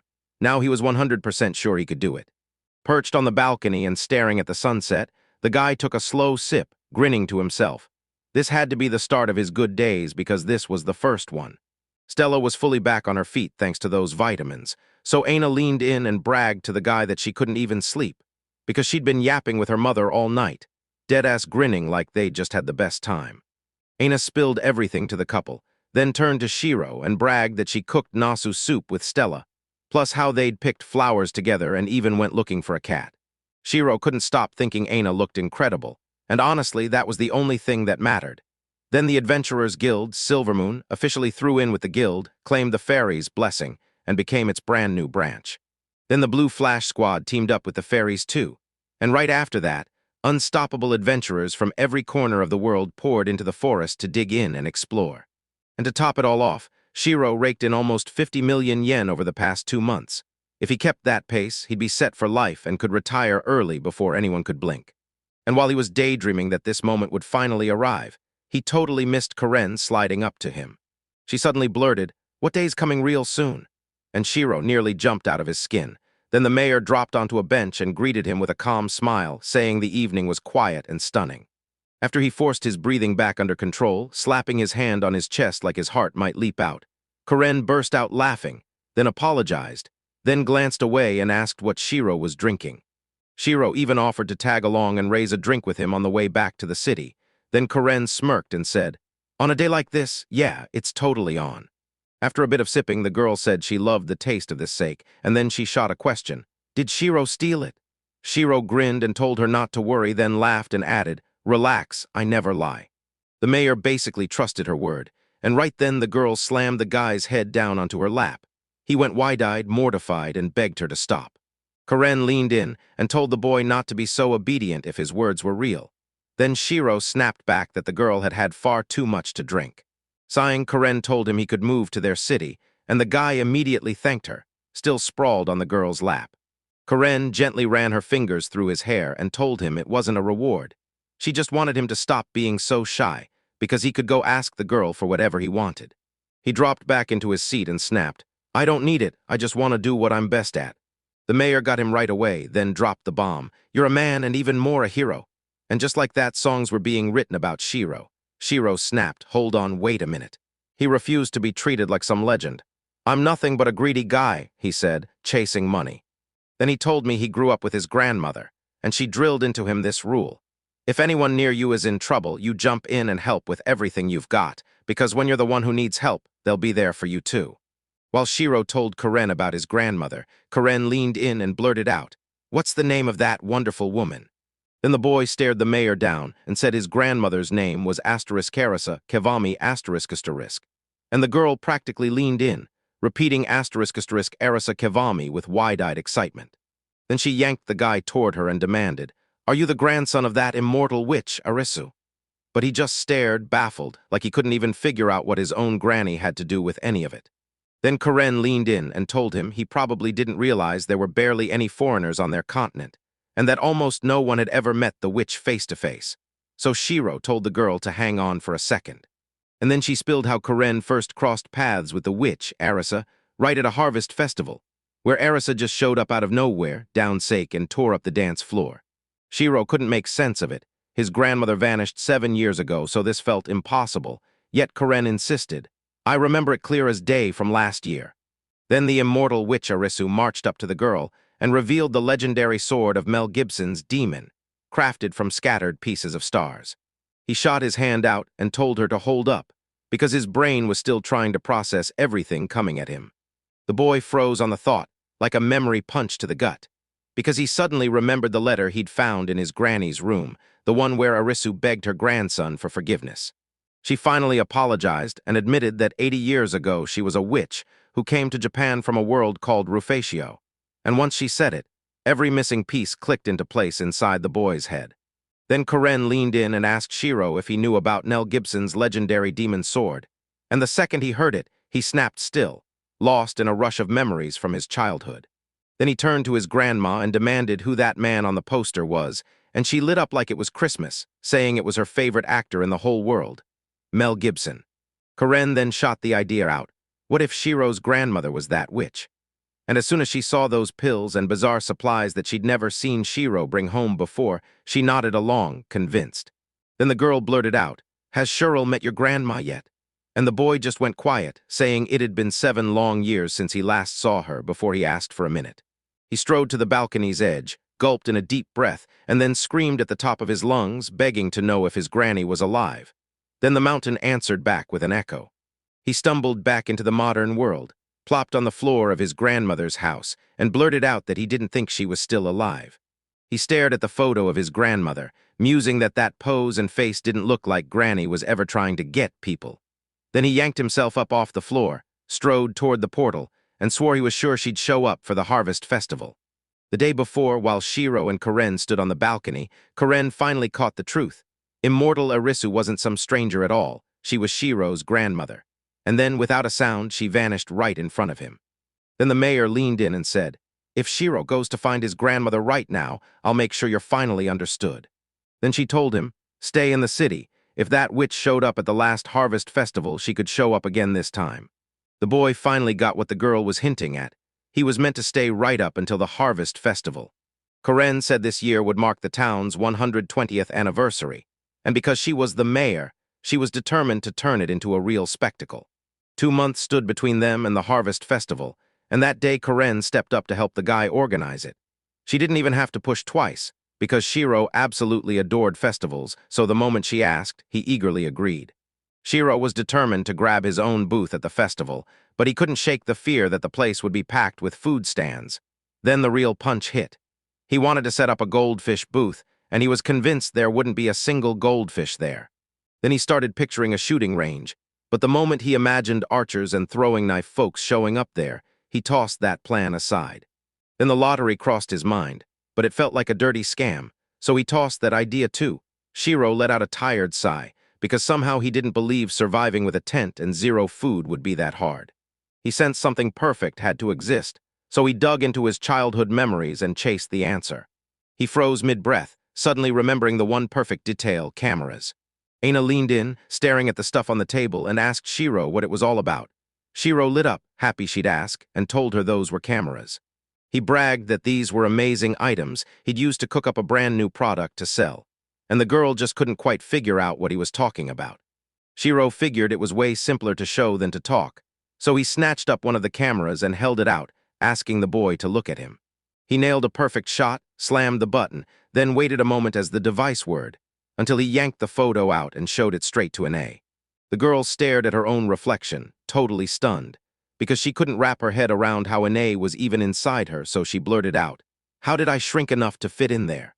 Then he leaned in and told her the camera was pure magic, snap it once, and it could catch pictures of people and events in the blink of an eye, and right after that, he dared Aina to try it herself. Shiro leaned in and told Dina to smile, then snapped a bunch of amazing shots of the adorable girl. Aina beamed as she flipped through her photos, and Shiro's heart warmed right along with her. Then Aina snatched the camera, followed her friend's tip, and snapped a picture of Shiro in the middle of it. She pressed the button and shoved the camera into Aina's hands. Then Aina held her breath, wondering if she'd nailed it, and Shiro, after a quick look, grinned and said it all came out perfect. Then Aina pushed the guy to crank out even more cards with Shiro, and the guy nodded, jumped in, and started posing like a model. After messing around with the cameras for a while, Shiro finally cut it off and said, "That's enough," signaling they should stop right there. The girl demanded, "Why?" And Shiro grinned, shoved another camera into her hands, and told her it was called a Polaroid. While the girl stared at the camera wall, loving how many there were, Shiro suddenly snapped the Polaroid button, and Aina jumped, totally caught off guard. He was grinning because he snagged a girl with that weird face. Meanwhile, I'm sitting here like, nah, that photo made me miserable. Then the girl yanked his attention with a call, and Shuril, out of nowhere, snapped his picture too, thrilled she finally caught him. And when the guy saw it, he burst out laughing, clocking that the girl was setting him up for payback. He stared at the phone, and completely froze, because the person in it looked exactly like his grandma, down to every feature, like the world had matched his face to hers. After a bit, Shiro finally brought Aina home, and the girl's mom was already waiting at the door. Stella turned to him and thanked him for watching over Aina this time. Then Shiro asked how she liked the new place, because yeah, even he could tell the move had wiped her out. Stella finally admitted she was exhausted, then thanked the guy as her daughter clung to her like a lifeline. Right now, Stella and Aina were staying in the house Shiro rented for them, and it was just a 10-minute walk to the store. Suddenly, I heard the guy who'd been tuning out start listening like crazy, and the girl blurted that her mom was awful at cleaning. Right as those words made her mother's cheeks burn with embarrassment. Stella shot a reminder at the girl. Aina was not supposed to tell anyone. Shiro nodded like he got the whole picture, then leaned in and told her, if Stella or Aina ever need help, they can come to him anytime. The girl thanked him, then froze, because he was already bracing for something awful, only to realize she'd clocked it. This guy was terrible at cleaning, too. And just like that, the two adults were left scratching their heads at the girl's words. Right when Shiro was about to head home, Aina called him up and grinned, telling him they'd meet again tomorrow. The boy beamed at the girl, thanked her for the time they'd shared, then turned to Stella and told her to look after herself before he walked out. This used to be the Adventure Guild's Silver Moon seat. Now it's been claimed as a fresh branch of the Ninori Fairy's blessing. The moment Shiro yanked these doors open for the first time, Emil's sobs were the only sound that filled the halls, until that silence got shattered. Adventurers' voices rang through this place. Some had already ripped into the northeast, but still came up empty, with not a single oar in sight. Some folks swore they'd just come back from crawling through the southeast, dragging back intel on the monsters they ran into, while other adventurers spotted a river, saying if you head east for 3 days, that's where you'll find the perfect campsite. Those terrifying days of Shiro's crisis feel like a lifetime ago, because in just 2 months, the guild exploded into the busiest spot across the Guillermo kingdom. Emil offered to grab the materials for her. Then she suddenly clocked Shiro and shouted for him, and the poor guy looked totally stunned to see her. She asked why he'd show up at a moment like this, then flashed a smile. She leaned in close, jabbed her finger against his shoulder, and basically dared him to admit he'd come for her. Then asked, straight up, if he wanted to spoil her with a pricey gift. But the guy shut that down fast. He claimed he was only there because he'd promised dinner with everyone at the Blue Flash. She started daydreaming about living with a man in a fancy castle, riding around in a carriage, and even lounging on high-class dragons, while she tossed money down from the sky. Then she straight up declared, "I'm ready to be a wife any second." When Shiro promised Emil would live in luxury, the girl licked her lips and practically purred that Shiro could do anything he wanted to her. Then she added that he should have realized she's a total sweetheart. He barked at the girl to keep her shirt zipped up and go right on working. But Emily told them she was only taking a break. Then she shoved the guy against the wall and demanded he get drunk with her. But Shiro flat out rejected the plan, because honestly, he said it was smarter to keep away from a woman who'd been drinking all night, especially when it was his grandmother's last wish. He kept trading blows with the girl, and then, right in the middle of the fight, he shouted that he just found out his grandmother was still alive. Emil didn't catch what the guy was even going on about, but watching everyone stare at this brawl, it felt like folks truly thought these two were about to kick off another full-blown showdown. The girls stared at their clasped hands and thought, if he's holding me this tight, it must mean something. But the guy snapped back. I'm not trying to keep you, I'm pushing you away so we don't get dragged into trouble. Emil pushed closer to the guy, and when asked, he went, no, it's yes, while the girl urged him again. Then Shiro burst out, screaming that there was an octopus loose in the market. Right behind the girl, a shadow suddenly moved, and with a single kick, she shoved the meal away from the guy, right as she tumbled straight into the octopus trap. Kilfa beamed at the boy and asked if he was all right, while Shiro stared in stunned awe at the miracle that just saved him. They burst into the guild bar, and every adventurer was crammed around the table, downing drinks, loud and lively. Shiro was in tears as she clung to Kilfa, sobbing with joy because the girl had saved him. Then right there at the table, they spilled the truth. When the full moon creeps closer, the rabbits kick off a special time.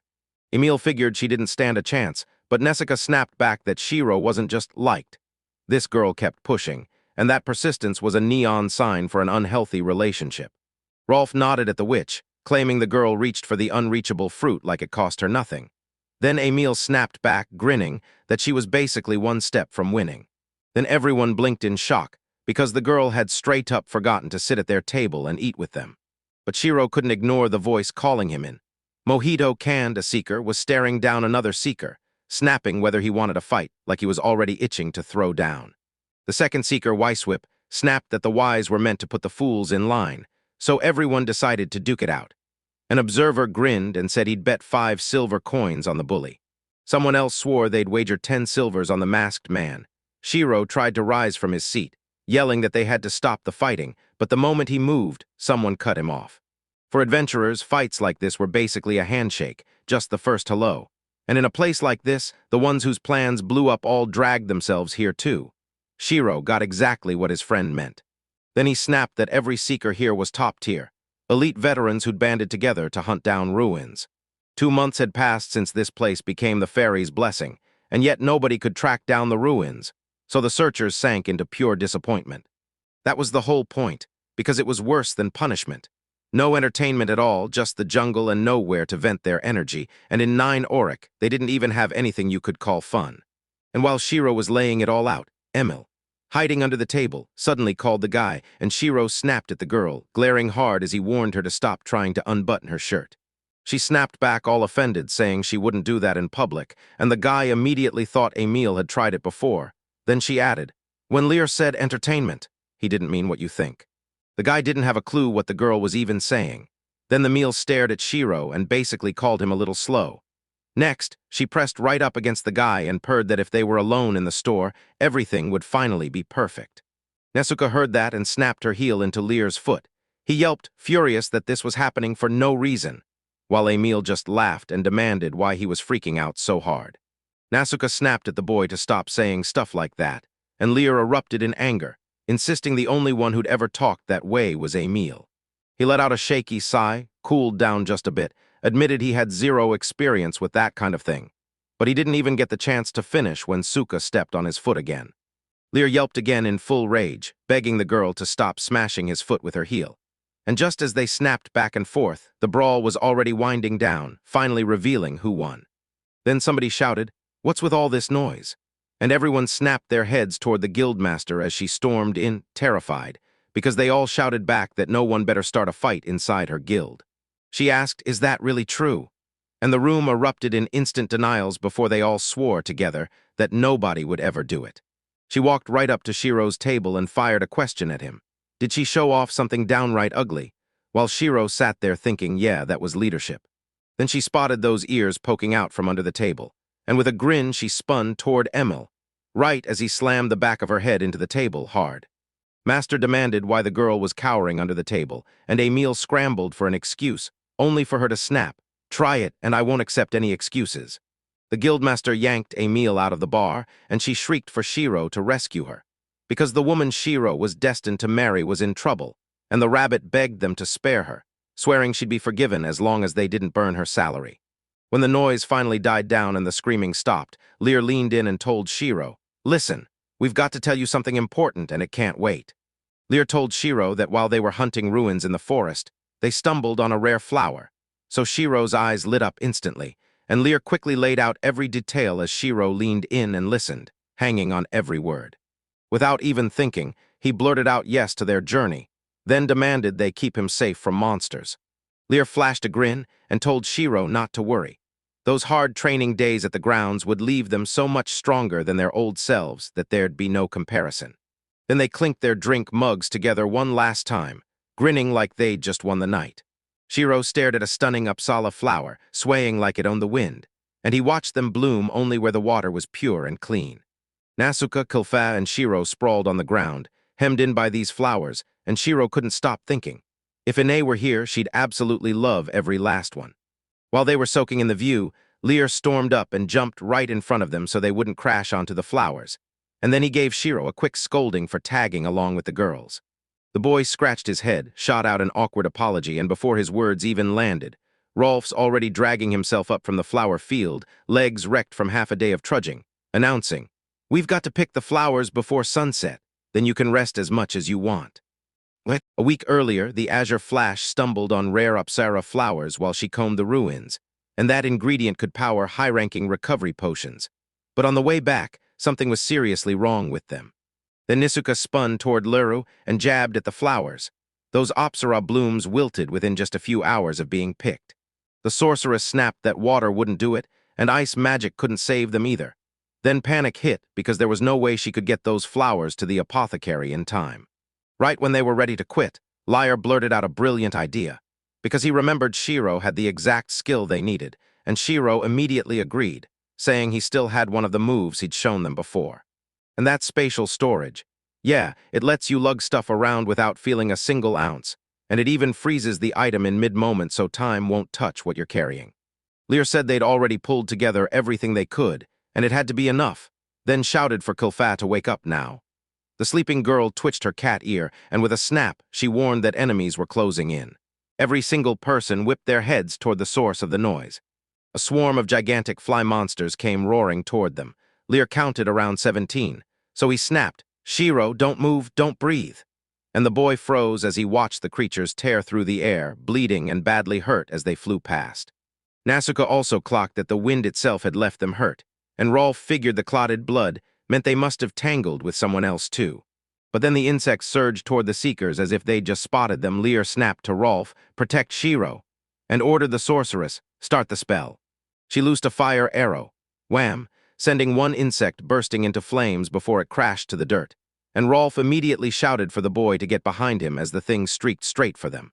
Kilfa hucked her sword at the enemy, only for it to smack the insect and bounce back like it hit a wall, and then every attacker charged straight for Kilfa.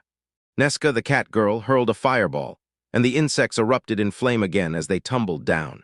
Shira snapped to attention, realizing fire was their weak spot, and then he bolted to the side, yanking out a canister from his pocket. Rolf yelled after Shiro, swearing bear spray wouldn't stand a chance against those fly swatters. Then he told the Seeker it was fine and fired off the lighter too, snapping the flame right to the can and jamming the spray button. After Ralph hands him an improvised flamethrower that instantly turns insects into sizzling ash, he blurts out, "So you're a sorcerer," and Shiro just tells him the Seeker has to act. He locked in, then swung his weapon and slammed the insect down to the ground, and right after that, Lear pumped everyone up, telling them to keep the same fire and push on. They kept slugging it out, only 6 flyswatter bugs left to smash, and Shiro watched his crew like, "Yo, after training you guys got stronger." A shout of "watch out" tore through the air, and the insect instantly lunged at Neska, right when Shiro decided he'd better fire up his improvised flamethrower. It sucked because the enemies were crowding the girl, and Shiro couldn't use his move without blasting straight into Neska. Rage flooded him when he saw she couldn't handle the insect attack anymore. He shoved her aside, sprinted straight for Neska, and barked at her to stay on guard. And now the insects were hot on Shiro's heels. Everyone shrieked his name as one crashed onto his back, ready to strike again. The beetle clamped down on the boy with its claws, snapping to bite, and right then Lear yelled at him to bolt to the river and dive in. The moment he dove into the water, the enemy finally let go. But instead of safety, he started choking, then slipped straight down toward the bottom. Neska started reading the spell to save the drowning boy, and then Shiro's hand shot back up out of the water. Lear snapped, "Swim to shore." But Shiro's body bobbed with the current, drifting farther from his friends. Then the Seeker yelled that they'd find Shiro for sure. But he had to wait first, and when the boy snapped his eyes open, the world was nothing but blur, as someone leaned in asking, breathless, if Shiro was still breathing. The boy thought Azur's flash had come to rescue him. Then a blurry figure barked at him to pull himself together, and immediately asked if he'd heard the girl. Then he jerked himself up and started coughing up the water he swallowed, and the stranger shot back, "Good news, he's still alive." Shiro crumpled onto the grass, then snapped his gaze to his savior and blurted, "Who are you?" The winged girl planted her hands on her hips and fired back like it was obvious. Seriously, has this guy never seen a fairy before? He stared at the girl like she was a mystery he'd never seen, because he'd never met a fairy before, so he studied her up close, but she squirmed and snapped that he couldn't look at her like that or she'd be too embarrassed, and he instantly threw out an apology. Then the fairy clocked it. He was supposed to say something while he stared at her, but he just stood there, clueless about what to say. He lifted his hand, smiled like it was all friendly, and said, "Nice to meet you." But the fairy snapped back that those weren't the right words at all. Then she demanded an answer from the boy. Who did he think dragged him up? Because if she hadn't, Shiro would have been fish food already, and the boy stammered a nervous thank you to the fairy. Then the fairy leaned in and demanded how he'd gotten swept up by the current. She figured it must have been his little hobby or something. But the boy shoved the fairy's idea aside, insisting he could have told everything. until the girl cut him off, crystal clear that he'd plunged into the river to flee the monsters. Then she demanded to know where the boy came from, and Shiro snapped back that he hailed from Nenrich City, right there, west of the forest. The fairy burst out, super hyped, offering to ride with him to the human city of Ninarich, until she caught the look on his face and realized Shiro wouldn't be taking her along. With tears streaming down her face, the fairy warned Shiro it was bad news, but Shiro shrugged it off and pressed. "What contacts do you have in the city?" The fairy swallowed and said, "A human man, he's there." She said the guy stood just a bit taller, all skinny and weak, but he always burst into laughter, bright and carefree, and his hair and eyes were the same blue as the sky. Then the fairy leaned in and asked if Shiro knew someone like him, and the guy shot that down, telling her not to assume everyone from the same species all knows each other, then demanded she at least name the stranger. The fairy's voice cracked as she admitted she didn't know his name, because he was the first and only person she'd ever met, so she just called him a person. The stranger claimed he'd come into the forest to hunt monsters, and Shiro immediately clocked him as either a hunter or a straight-up adventurer. Then the boy dropped into a crouch so he was face-to-face with the fairy, saying the meeting in the forest sounded romantic, and that they had to be lovers. But the second the man heard his words, rage flashed in the fairy's eyes, and she smacked him right on the head. Perched right on Shiro's head, the fairy smirked and declared that a human and a fairy could never fall in love, like they were doomed to stay just friends, or whatever. She scrambled for the right words, and Cheryl jumped in, assuming they were best friends, while the fairy nodded right along with the guy's claim. Shiro grinned, clocking that the fairy knew this forest like home, and the girl dropped the bombshell that she'd been born and raised right here in Guinea's woods. Then the guy sweet-talked her into going to the city with him, on one condition. The fairy would guide him straight to a trapped spot deep in the forest. When Shiro pitched his plan, the fairy's face lit up. She couldn't wait to ride with him to Nine Orange, and she promised him, "Count on me, I'll protect you too." Then she challenged the guy to judge her magic, and right after, she whisked in with the wind's speed and chopped down several trees, leaving him staring in fear, even while he couldn't help being impressed by the tiny fairy's power. He told her the fairy had pushed it a little too far, and the fairy snapped back that her magic is hard to rein in. But she promised everything would be fine as long as she stayed strong. Then she told me how these recent fly beetles started hunting her, so she was forced to blast them away, one frantic try after another. Then the boy's memory snapped. He saw the wounds on the monsters and realized the fairy was the one who did it. With that thought locked in, he blurted that they'd agreed, introduced himself to the fairy, and told her it was great to finally meet her. The fairy slid her tiny hands onto the boy's little finger and introduced herself as Patty Falulu. Then, once they were properly acquainted, she told him, "Since I'm your guide, call me the leader." After a moment of thinking, she blurted, "Call my boss." And the fairy backed her up, telling Shiro to do the same. The guy agreed on the spot, rang her boss, and the fairy burst into laughter because she loved how it sounded, then leaned in and demanded Shiro call her that again. And the guy called her that again, and the fairy squealed with pure delight. Then he leaned in and said, "If you want, I can play the total suck-up." The girl hated that change in tone, and Shiro promised he'd be the fairy's faithful minion, until the fairy cut him off and told him not to fawn over her. Then he suggested, "What about acting like a gangster?" But Patty shut that down too. Shiro nodded and said, "All right, since you're my savior, I'll do it. I, her slave, Shiro Yamada, will serve you faithfully." Then Patty snapped at the boy to stop talking that way because it rubbed her the wrong way, and as they kept walking, night swept in and the moon glowed overhead. So when the boy sat by the fire, warming up, the fairy leaned closer and asked him, "Do you want to head home or go back to your friends?" He threw the steak over the fire and went with it, because they were friends, and deep down he knew they were probably hunting him right this second. Patty said she finally understood him, and then, boom, silence hit, because the fairy suddenly declared she was going to help the boy track down his friends. The boy stared in disbelief as the fairy blurted that she was his boss. Then she leaned in and asked if he was hungry. Since he was her ward, she promised him something special, and the boy snapped his eyes up at her, shocked. She shot him a worried question about what happened, but Shiro just stared back at her, stunned, because of course she had a spatial storage too. The fairy flicked out magic and pulled an apple from thin air, then bit down hard. Patty chewed, eyes locked on the guy, and asked if he'd seen that spatial storage for the first time. Shiro figured the fairy girl had powers just like his. Then Patty dropped the truth. Every fairy has that ability. And as she kept munching on the apple, she added that this storage was anything but rare. Then she pulled out the honey the fairy had personally prepared, promising it would warm him up. So he took a sip and felt the taste hit. He smiled and said the drink was insanely good, and the fairy burst out laughing, telling Shiro he could drink every last drop as much as he wanted. Then Patty spoke with total seriousness, swearing she'd keep watch that night, so she yanked Shiro into bed the second he finished his drink. Shiro grinned at the fairy, cheeks burning, and thanked her. The very next morning, Patty started firing off facts to the boy, telling him the forest wasn't just full of fairies. And the moment she began naming goblins, orcs, and those terrifying ogres, fatigue hit him like a truck.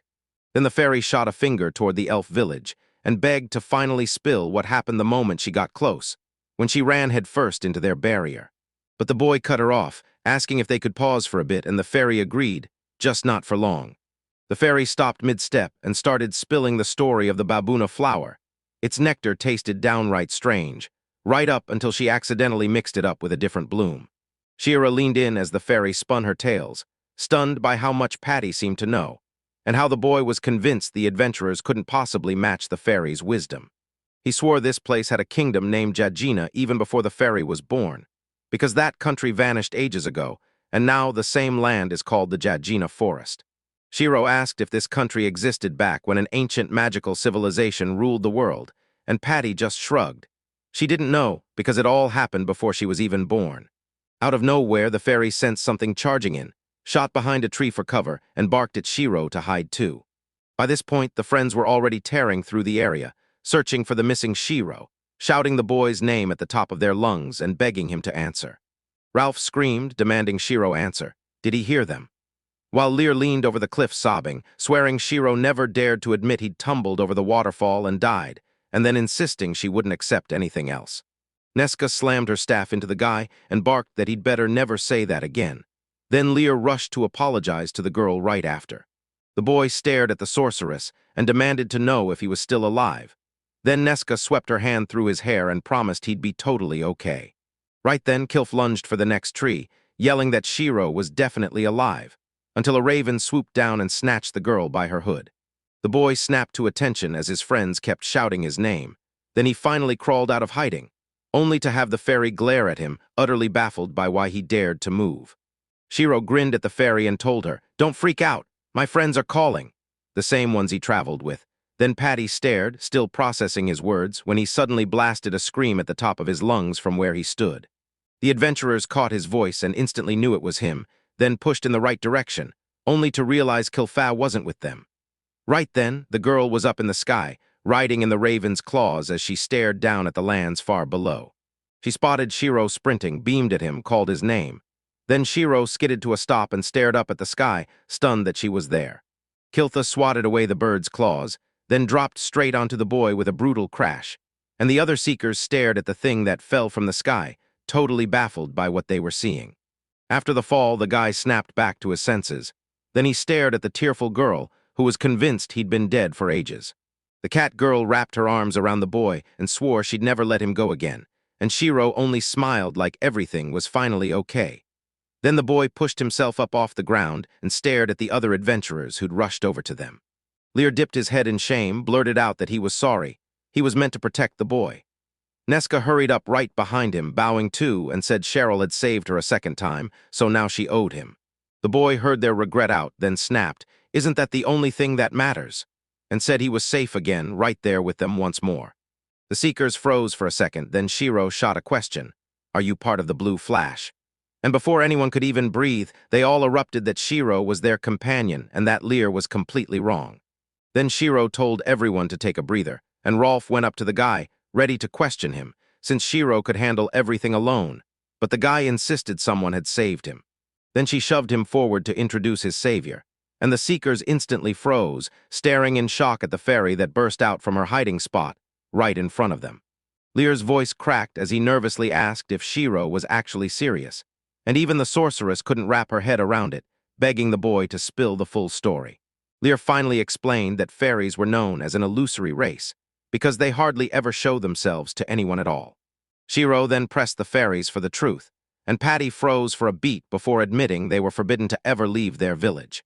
The boy whipped back to his friends, and the fairy shot out from her hiding spot, zipping straight for Shiro and tucking herself behind his hair fast. Shiro figured, since the guild was called **** fairies blessing ****, Lyra could sniff them out anywhere. Patty snapped at the guy, asking why she had to go blessing people, and Shiro shot back that if she didn't like it, some other fairy could bless the guild instead. Then Neska clocked it. Shiro had no clue about something, and when she grilled him about what he didn't know, the sorceress flat-out confirmed it. Shiro truly didn't understand. The girl revealed that Fairy's blessing was the name of a rare sake, brewed only by the legendary fairy's honey. Then Cyril leaned in and grilled the fairy about what her drink had the others saying, and she admitted it was incredible, while Petty chimed in that the guy was totally right. The adventurers froze in shock at Shiro, and Neska snapped, warning the boy not to blurt out that he'd drunk the drink. Lear stared at the guy in shock, stunned that Shiro would say something like that. Then Neska pressed the question again, asking if he'd actually swallowed the fairy's honey. The seeker swore that for the price of 1 mug of mead, you could snag a whole castle, and Rolt backed him up, saying the guild's records show the last time mead ever hit an auction was about 200 years ago. Shiro's eyes went wide when he realized this honey cost a fortune. Patty just shrugged and said she'd handed it to him only because he was her subordinate. Everyone froze at the fairy's shocking words, and Shiro rubbed his cheek like he was thinking hard. Then he leaned in and told his friends the whole story, exactly how it went down. After the guild heard the boy's tale, they finally pieced everything together, and they nearly fell off their chairs, shocked that a fairy had saved him. Lear yanked Patty's name into the air. She popped up over Shiro's shoulder, and the boy immediately thanked the fairy for saving their friend. He wasn't sure that would count as a real thank you, but he still stepped up and offered the fairy a favor, so she wouldn't have to feel embarrassed for asking in the first place. Shiro lit up with an idea and straight up asked Lear to help the fairy track down whoever she needed. So Lear demanded a name, and Shiro told him. A guy with blue hair and blue eyes. The look wasn't enough to explain him, but the adventurers swore he could help the fairy. So now that they've finally reunited, they're rushing back to Nine Rick. They trudged down the road, and after a while their city finally burst into view. Patty stared at the distant houses with pure awe, while the fairy somehow seemed to admire the human village, too. Neska leaned in and corrected Patty fast. No, that isn't a village, it's a city. She reminded her that people named settlements based on size, and Patty nodded along like, got it, right to the end. After the fairy barked at Shiro to march into the city, Lear studied the whole mess and fired a question at his friend. So, is it tough, being under someone else?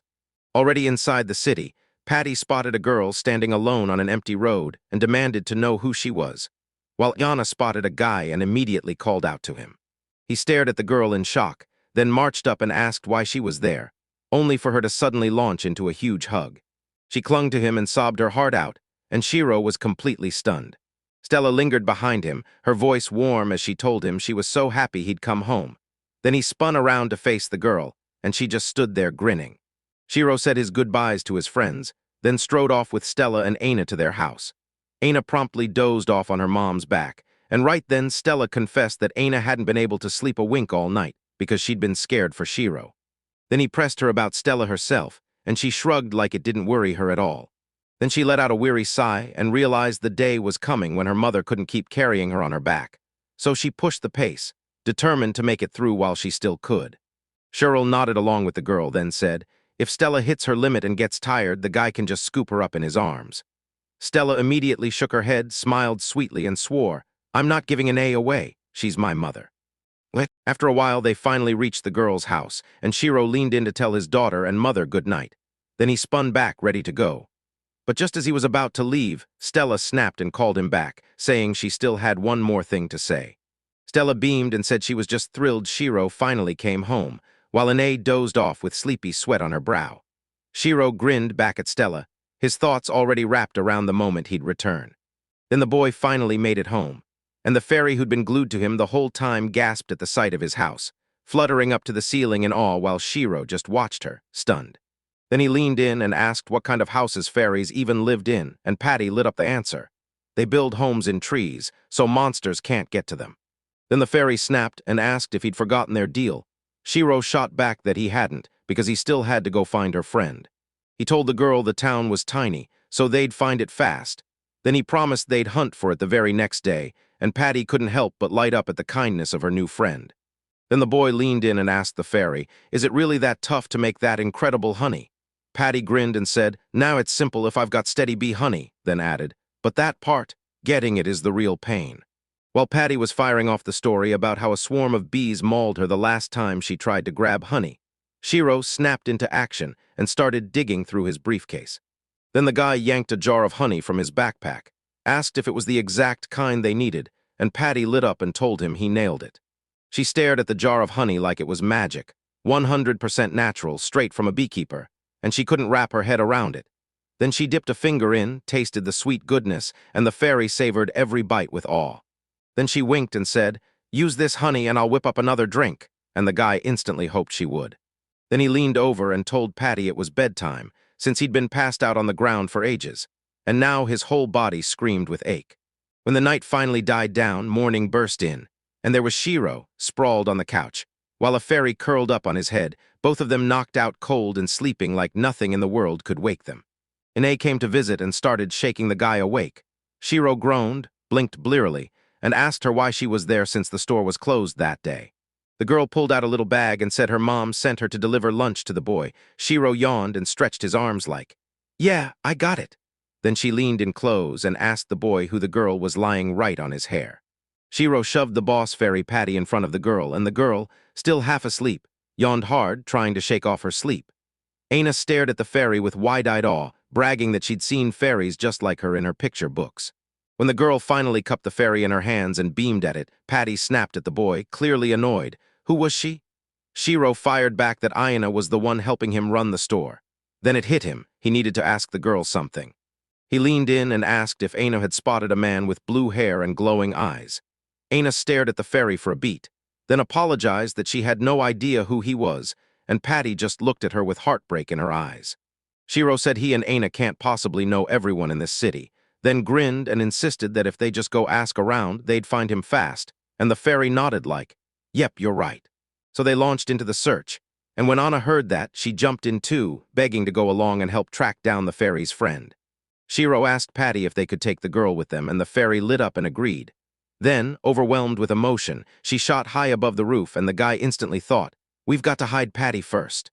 Then Aina paused, spun away from the guy, and offered to tuck Patty into her backpack for safekeeping. Shiro nodded, lifted the fairy inside, and let Patty peek her head out from the bag. Then he grabbed Aina's hand and urged, "Come on, let's start hunting." Their hunt kicked off by grilling the townspeople. Then they went to an old woman, and she shrugged, asking what it even mattered if it was Shiro.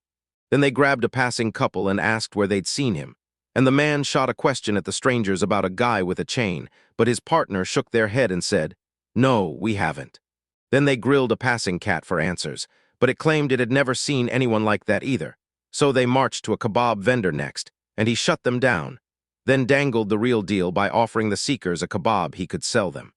The woman flipping through the papers told them she didn't remember ever seeing that chain. Then she leaned in and said, "Give me the man's name, and I'll help you track him down." Then they strode up to the jeweler, and he studied the picture so closely it felt like he was hunting clues, only to tell them flat out that his shop had nothing like it. They even grilled the dog that just kept barking at them, then slipped into a bar, only for the guy behind it to shrug and say he had no clue about the chain, and once they kept pressing, he told them to back off and leave him alone. After his search blew up in his face, Shiro stared hard at the photo in his hand. There it was, a chain in plain sight. This was interview number 27, and yet they still had 0 leads. Then Ine shot the fairy a question. Could that guy live anywhere except Ninorich? And the fairy admitted her friend had already told her he was headed straight for Ninorich.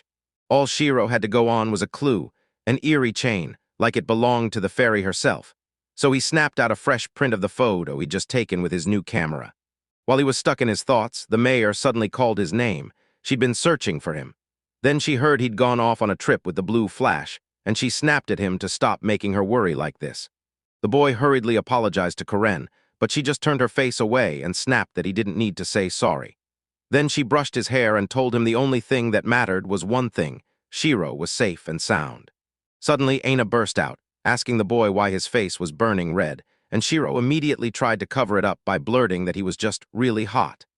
Then the boy pivoted and asked the mayor if she'd seen the chain, so the girl studied the photo real carefully. After thinking it through for a moment, Karen admitted she'd seen a chain like that before, but she couldn't pin down where or when. Then she promised that if anything clicked in her mind, she'd rush to tell Shiro. He couldn't stop thanking his friend for stepping in and saying, "It's time. You can't leave the guild hanging." and then he leaned in and asked if Karen had some business to handle with Emil. But the girl shot back no, then snapped in fury that she had unfinished business with the blue flash, the one who dared endanger her beloved friend. When the guy heard her, he lunged to stop her and blurted that it was his fault, but Karen just brushed him off and said they'd talk later. Shiro then shot Lyra and the others a desperate look, begging for a way to dodge Karen's wrath before she crushed them. But before the boy could even finish worrying about how his friends would be punished, Inez swept in and announced, with no shame, that she wanted to sleep with Patty that very night. The fairy snapped her head side to side fast, first staring at the girl, then at Shiro, as he asked her if she could let Aina sleep with her. With a heavy sigh, Patty couldn't change what Shiro and Ine were doing, so she caved, just this once, for one single night. After searching everywhere, Aina finally burst back home, told her mom she was back, then hesitated for a beat, turning to Stella like, "I've got to show you something." Then she begged her to keep it secret from everyone, and her daughter nodded close, listening hard, before breaking into a smile and swearing she wouldn't tell a soul. Then Ine blurted that she'd open the backpack right now, and her mother immediately worried her daughter might have smuggled in a lizard or a frog. When the backpack finally popped open, Stella and Ine leaned in, and Patty stared at them before blurting out that Stella's and Ine's eyes and hair looked exactly alike. Stella stared at Patty like she couldn't believe her eyes because this wasn't a make-believe fairy. It was real, and the shock hit her hard. By the time the sky started to darken, Patty leapt onto the bed and practically gasped, saying that for the first time in her life she'd seen a bed so soft. She kept bouncing on the bed, laughing with Aina, while Stella hurried over with steaming cups of fruit tea, and then a woman's hand swept the hot cups Shiro had brought right onto the table. Stella leaned in and demanded the fairy spill the truth about that mystery man she'd mentioned at dinner. And when the fairy agreed, Patty lit up and said, "Wait, I want to hear it too." After a quick pause, she grinned and decided she'd tell her own story right alongside them. It all kicked off the moment she left the village.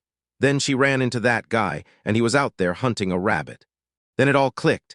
She recalled a man fumbling with a bow while a girl's hair kept whipping away from him, and suddenly the fairy realized the stranger looked like he was one heartbeat from breaking down into tears. Patty glanced at him and thought, "You're acting like a total kid," and that thought hit so hard she burst into laughter while watching him. Then the second he broke down and sobbed, Patty snapped into action to rescue the poor hunter, and with an air splitter in hand, she hauled in the hair.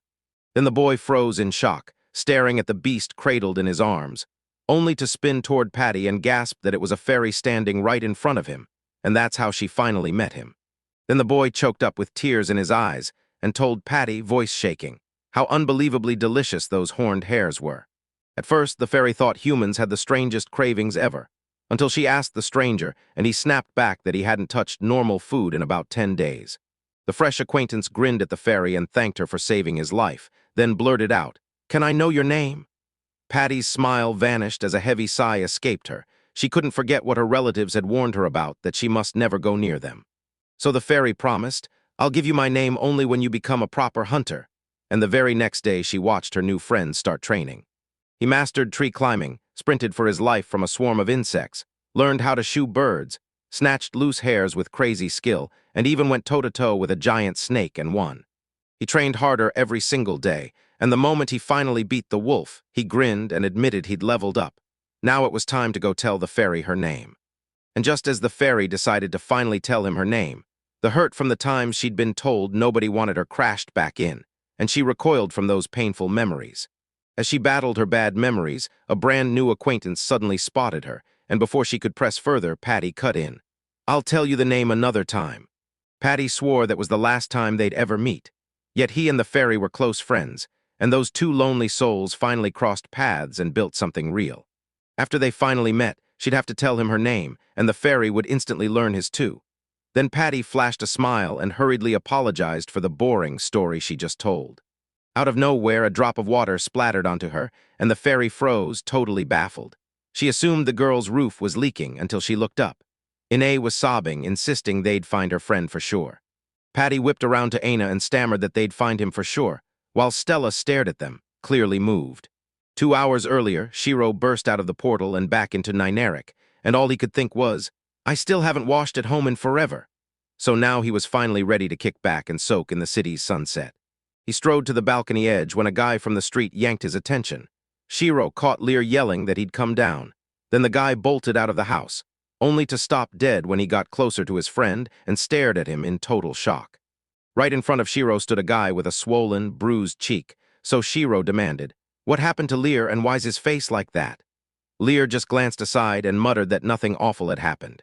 Right after Karen said goodbye to Shiro, she bolted to the guild, and the mayor immediately called for Lear. Karen wanted to hash out traveling with Shiro, but Lear snapped back that he wasn't making excuses. If she really wanted to hit him, then go ahead. Before he could even finish his sentence, Karen exploded forward and slapped the guy with everything she had, turning his head to the side instantly. Standing face to face with Shiro, the guy waved him off, told him not to worry, and pushed his buddy to head over to the guild bar for a drink. Then casually mentioned Master and Amy would be there too, and honestly, that didn't sound half bad. And just like that, they were back at the bar, mugs clinking hard as they toasted again. Every face lit up, smiling wide, soaking in the meeting like it was the best time of their lives. Shiro took a sip from his wooden mug, stared at what was inside, and then Lear shot him a question, like, "Is something wrong?" Then the guild master asked if the boy really didn't like the ale, and Shiro finally owned up that yeah, it wasn't for him, so he apologized on the spot. The girl told him, "Don't stress, I didn't think that drink tasted all that great either." He looked shocked, and the master shot back that she never usually says it out loud. Yeah, the options were kinda brutal. People grumbled that they wanted something better on the table, but back then the imported stuff cost a fortune. Then Kilfa leaned in and said that if they ever got the chance, she'd love a glass of wine, or cider, and Neska shot back that stuff was a total luxury for people like them. Then Shiro fired off a question about sour, tasteless drinks. Lear caught it instantly and figured Shiro probably hadn't touched wine at his age, or at least only sipped the kind of pricey stuff rich people brag about. Shiro shot down the claim on the spot, saying his hometown was packed with tasty, budget-friendly wine, and when he casually revealed there were 3 kinds, red, white, and rose, everyone's eyes snapped to the guy in instant curiosity. Shiro also heard that orange wine had suddenly blown up in popularity, and the shop stocked even more of every kind. This guy bragged that you could get flavors from sweet all the way to sour, with wines that range from light sips to heavy, bold tastes. Even the prices were wild. Kids could grab drinks with pocket money, while some wines cost more than an entire house. And yeah, the night had true wine connoisseurs too. People clinked glasses, sipped different wines with dinner, and really tasted every detail. But the guy, he was all about sake and not just one kind. He had 3 lined up: Jinjo, Junmai, and Henjozo. Then Shiro froze because every adventurer's eyes were pinned on him. So one of them urged the boy, "Keep going, don't stop." Shiro nodded, leaned in, and said, "My hometown's loaded with trade, so grabbing any drink is easy." Every person in the bar stared at him with bright, hungry eyes, and the moment it hit, the guy's mind snapped to something huge. Selling drinks turned out to be a goldmine. He figured that if things went right, he'd pull off not 1 but 3 victories with a single move. He jerked up from his seat, swung his gaze across the whole bar, then demanded everyone show up here in 3 days, because he was buying rounds from his homeland. Then the night finally hit. Shiro, all set like his usual self, slid his hair back and got to work, crafting his disguise like he meant business. Ine grinned at the boy, calling him unbelievably gorgeous, and Shiro fired right back the same compliment at the girl. Then he clocked it. Stella looked like she was 1 second away from exploding with excitement, ready to bolt. This spot was Shiro's bar. Right there in the guild bar, they built a custom counter from plywood and stacked wooden boxes, all handcrafted with care. Lear strode up, praised their work to the skies, then leaned in and asked if the adorable girls, Stella and Aina, had helped him. Shiro awkwardly nodded along with Lear's guess, and the moment Aina's words hit him, how she wanted to help too, his stomach flipped, because suddenly the idea of an 8-year-old in a bar sounded downright risky. Then Aina pitched a simple deal. If her mother came too, she'd be able to help, and Shiro finally gave in and agreed.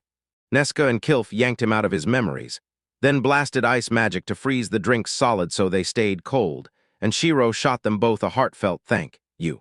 For stepping in and helping, the girls get handed bottles of their favorite drinks. Kilf picks fruit wine, and Neska goes for chocolate liqueur.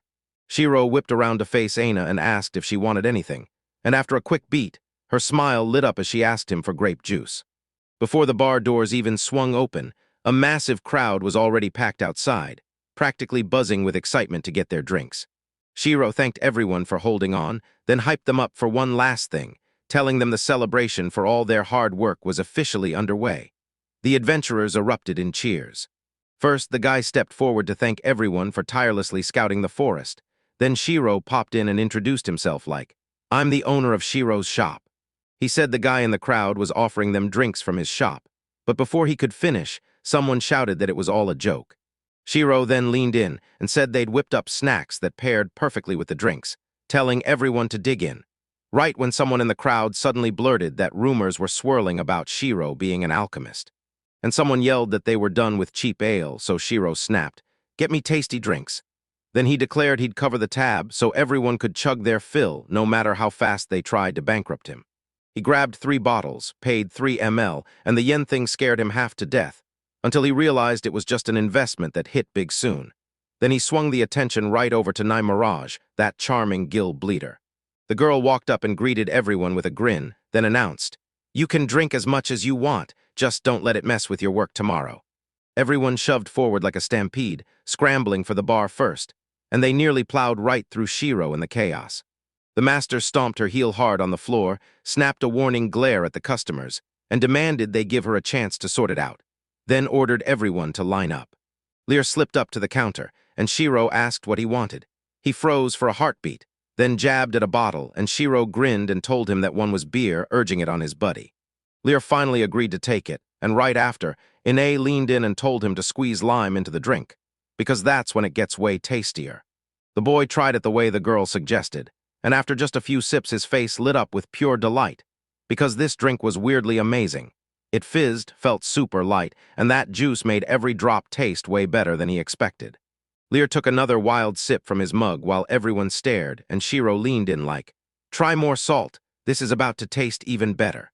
Everyone kept begging for the exact stuff Lear ordered, and the party went wild, until Shiro pointed at the 4th bottle on the right and told Stella to grab it, then ordered Ine to bring a Mexican drink. Fans kept asking for their favorite drinks, and Shiro could tell it was all going perfectly. Everyone was loving it. He grinned and shouted for the next customer, and a man stepped up, ordering something stronger. He demanded the strongest thing the guy had in stock, and the adventurers stared at him in shock, because the newcomer was none other than Eridos, the indestructible, one of the 16 heroes. Shiro grinned at his guest, shoved a drink into his hands, and the moment he swallowed it, he'd feel like he was on fire from the inside out. Erdos snatched the glass, stared at the cup like it had answers, then shot the guy a glare, because he just realized he'd been handed a 200-year-old dwarf, and now Shiro was treating him like some kid. But the guy swore he wasn't laughing at him. Then he leaned in and said that the drink was so brutal that just a tiny sip could knock the ground right out from under your feet. Erdo's rage spiked to new heights. He was convinced Shiro was trying to embarrass him, because the man had never once gotten drunk in his entire life. Amada snapped at the guest to calm down, warning that if the dwarf drank too much, death could follow. Erdos let out a heavy sigh and admitted he finally understood what the boy was getting at. Then he yanked his cloak off and snapped, "If you want to fight, come outside." Then Rolf shot in to save the terrified Shiro, wheeled on Erdos, and declared, "I'm a priest." The dwarf figured the priest was aiming for him too. He snapped that Shiro was trying to insult the dwarf race. They'd been raised on barrels of ale from the moment they could suck a pacifier, and strong drink sat heavy in their blood. So when they started downing it in humiliating amounts, Rolf grinned and said, "Maybe I'm mad, but can I suggest something?" Erdos got curious, and then Rolf leaned in and said their priests didn't just cure poisons. They also dealt with intoxications using sacred healing chants. So if Erdos got drunk, toppled over, and couldn't stay on his feet, Rolf could step in and heal him, and Shiro and Erdos nodded along with the priest. Then the man shot up, grilled the boy on whether the dwarf truly couldn't stand on his own, and begged him not to crack up, because that dwarf had already wiped out the ancient dragon and even the demon king. He crushed a 1,000-year-old golem, Kashe the Deathless, tore through lizard knights, mowed down a squad of goblins, fought off a Cerberus fresh from the underworld, smashed berserker skeletons, and even faced a vampire queen, yet every single monster failed to knock Erdos off his feet. Every guest recognized those legendary monsters, and they had zero doubt. One of the 16 heroes would be the one to face them. This guy hit hard in both heart and body. Then Erdos tossed out a challenge. If he toppled over from drinking it, he'd have to carry out whatever tasks Shiro barked at him. The guy demanded to know if the hero could resist it. Then Erdos struck back, saying the guy would be stuck paying for every single one of the gnome's drinks for the rest of his life. The man thrust his mug forward and barked at Shiro to fill it. With a heavy sigh, the kid poured until it was brimming, then shoved it back like his word mattered more than his mood. Erdos lifted the drink to his nose, sniffed hard, and checked it was perfect. Then his nostrils lit up with a burn like nothing he'd ever tasted before. The man raised the mug and started drinking while all the visitors watched him with bated breath, and he didn't even look up. He just finished it. The moment that last drop hit the man's tongue, the whole crowd stared at the hero in pure awe, except Shiro, who suddenly felt his nerves spike at what he was witnessing. Coughing out a breath, Erdo groaned that the drink was scorching his stomach, then slammed the mug onto the table, flicking his mustache as he stared at Shiro, demanding if Shiro seriously thought that guy was drunk. Everyone stared in tense silence as the two of them stood there, and after a moment of awkward thinking, Shiro rubbed the back of his head like he'd just realized. He'd lost after all. One of the 16 heroes burst out laughing, clutching his stomach because the boy finally got it. He'd just lost, then grinned and vowed he'd drink forever, all paid by Shiro. He kept laughing his heart out, threw his head back, and then crashed to the floor unconscious. Shiro pulled Doritos aside and snapped that he'd warned him. Downing all that alcohol was the only thing that could have gotten him this crushed. Because if Rolf's spell hadn't kicked in, the hero would have been dead already. And nobody could figure out if he was truly a hero, but one thing was clear. They'd never seen anyone look so crushed. And everywhere people were whispering that Erdos had finally stumbled. He lost his very first drinking game to someone, and nobody could wrap their heads around it. Everyone tried to claw the name back from the depths of their minds, but then one person blurted out, "Hero Killer." And just like that, everyone latched onto the new name for the deadly drink. The Hero Killer spread like wildfire among adventurers, and soon you'd find them sprawled out on the floor, while empty bottles sat right beside them. Neska stared at the bottle in her hand like it was magic, swore she'd never tasted anything so delicious, then told her parents she had to share it, while a content, blushing Kilf sat right beside her. Lear asked, a little nervously, if it was normal for Shiro to just hand everything out for free, because the value was insanely high. The guy admitted it was a fortune, but said it was a small price to keep the seekers hooked, and Lear laughed like, yeah, that tracks for a crafty businessman. Watching those two drunk guys, Shiro nodded and said it'd be a perfect stress reset for the adventurers, and that Aina could team up with him to handle the delivery. Once the chaos finally died down, Shiro let Stella and Aina slip out early. Then Kulfas swung at the businessman with everything she had, shouting that he was good. Shiro told her that her strike really hurt him, and yet she just grinned, like she hadn't even gone hard yet. After a moment, Leia's eyes snapped open to the truth. This wasn't just some random meetup. It was all leading to something bigger. The boy snapped with surprise as Lear stalked up to one of the boxes and said, "Look, fairy wings are poking out of it." Shira finally clocked that they'd caught him, then spun to his little friend and demanded, "Did you see your friend?" The fairy, slumped on the floor with her knees hugged to her chest, muttered that she hadn't seen him, so Shiro instantly guessed her friend wasn't cut out for adventuring. The fairy shot the boy a heartfelt apology for everything he'd done for someone like her, then sure called Patty back again. Because while it rained outside and the days kept piling up, they never once found the fairy's friend who just sat there, staring at the rain. They grilled everyone about the chain and even plastered posters with the guy's face, and then Shiro chimed in. Maybe her friend slipped out of Nina Rich, because people were living all over, not just in the city. Then the fairy shrugged and said there were only around 10 or 20 spots like that, until Ine shot back that there were way more. The fairy felt like there were way too many of these spots, and now she was plotting how to hunt them down. Then she glanced up at Karen, who'd just shown up at the guy's place, clutching a small chest in her hands. The girl stepped in and said she had a pretty good idea who they were hunting, then cracked open the chest, claiming she'd finally found home after seeing the food, and even offered the guide a chance to inspect what was inside. The girl yanked out the exact same pendant on a chain, and the guy's jaw dropped. Karen then snapped, "This chain is my great-great-great-grandfather's, the very first mayor of Nenorich." Aina shot Shiro a question, "Who's the great-grandfather?" And Shiro answered by pointing out straight from his family tree that it was the grandfather's grandfather. Karen demanded to know why they were hunting her. Right there, great-grandfather. Shiro was gearing up to lie, but Patty cut in fast. She shot ahead, landing in front of the girl with a hard, serious stare, and Karen froze, staring at the fairy like she couldn't possibly be real. Then the mayor stepped in and demanded answers from Shiro about what was happening. Karen couldn't believe it when she told the guy that her great-grandfather knew a fairy, and then Patty fired back, asking where that relative was now. Karen just stared at the fairy in shock, totally lost on what Patty meant. If Karen was really his grandson's child, she'd have already known where her friend was, because she's family too. And that means she'd know exactly where he is right now. The mayor stared at the fairy, then the light bulb hit. She'd asked Patty how long fairies live, and after a moment Patty said, about 3,000 years, only for the mayor to realize Patty herself was just 300. Shearer just stared, silent, while Karen whispered to the fairy that humans never hit 100 years. Then the girl broke it down again. The fairy's target wasn't just gone, they'd been dead for ages. The fairy froze dead in her tracks, stunned beyond belief, because she finally remembered how her own tribe despised her and ordered her to leave. Nobody was ever glad to see her. Every time they'd glare and demand, "Why hasn't Patty been banished yet?" No one so much as glanced her way. Her own parents hated that fairy, and they wouldn't care a bit if she vanished forever. That's why she threw the rules out the window and fled the fairy village. Night swallowed the sky with no moon at all, and right then, she finally ran into her friend. The moment that fairy showed up, someone finally looked at her with pure kindness. Someone actually thanked her for helping, and when the fairy promised she wouldn't reveal her name until her friend turned into a great hunter, someone smiled at her like everything was about to change. The moment it happened, someone started messing with her while her friend was training, and for the first time ever they snapped into a fight, tossing cheap little dirty tricks back and forth. For the first time, she realized someone would risk everything to save Patty, so her friend tore into that clawed, terrifying monster to rescue her. The first time someone gave her a gift, she lay on the grass while her friend unveiled the fairy the pendants he'd made himself, then declared they were a matched pair. Last time the fairy handed him a stash of gorgeous stones, and he used every single one to forge jewelry.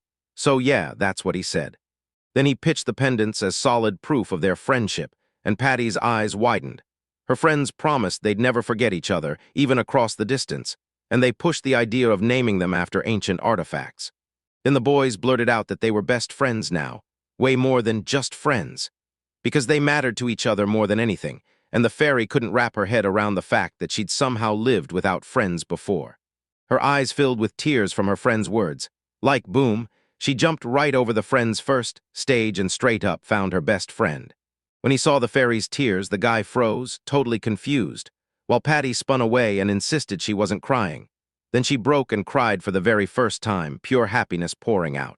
And for the very first time, she refused to lose anybody again.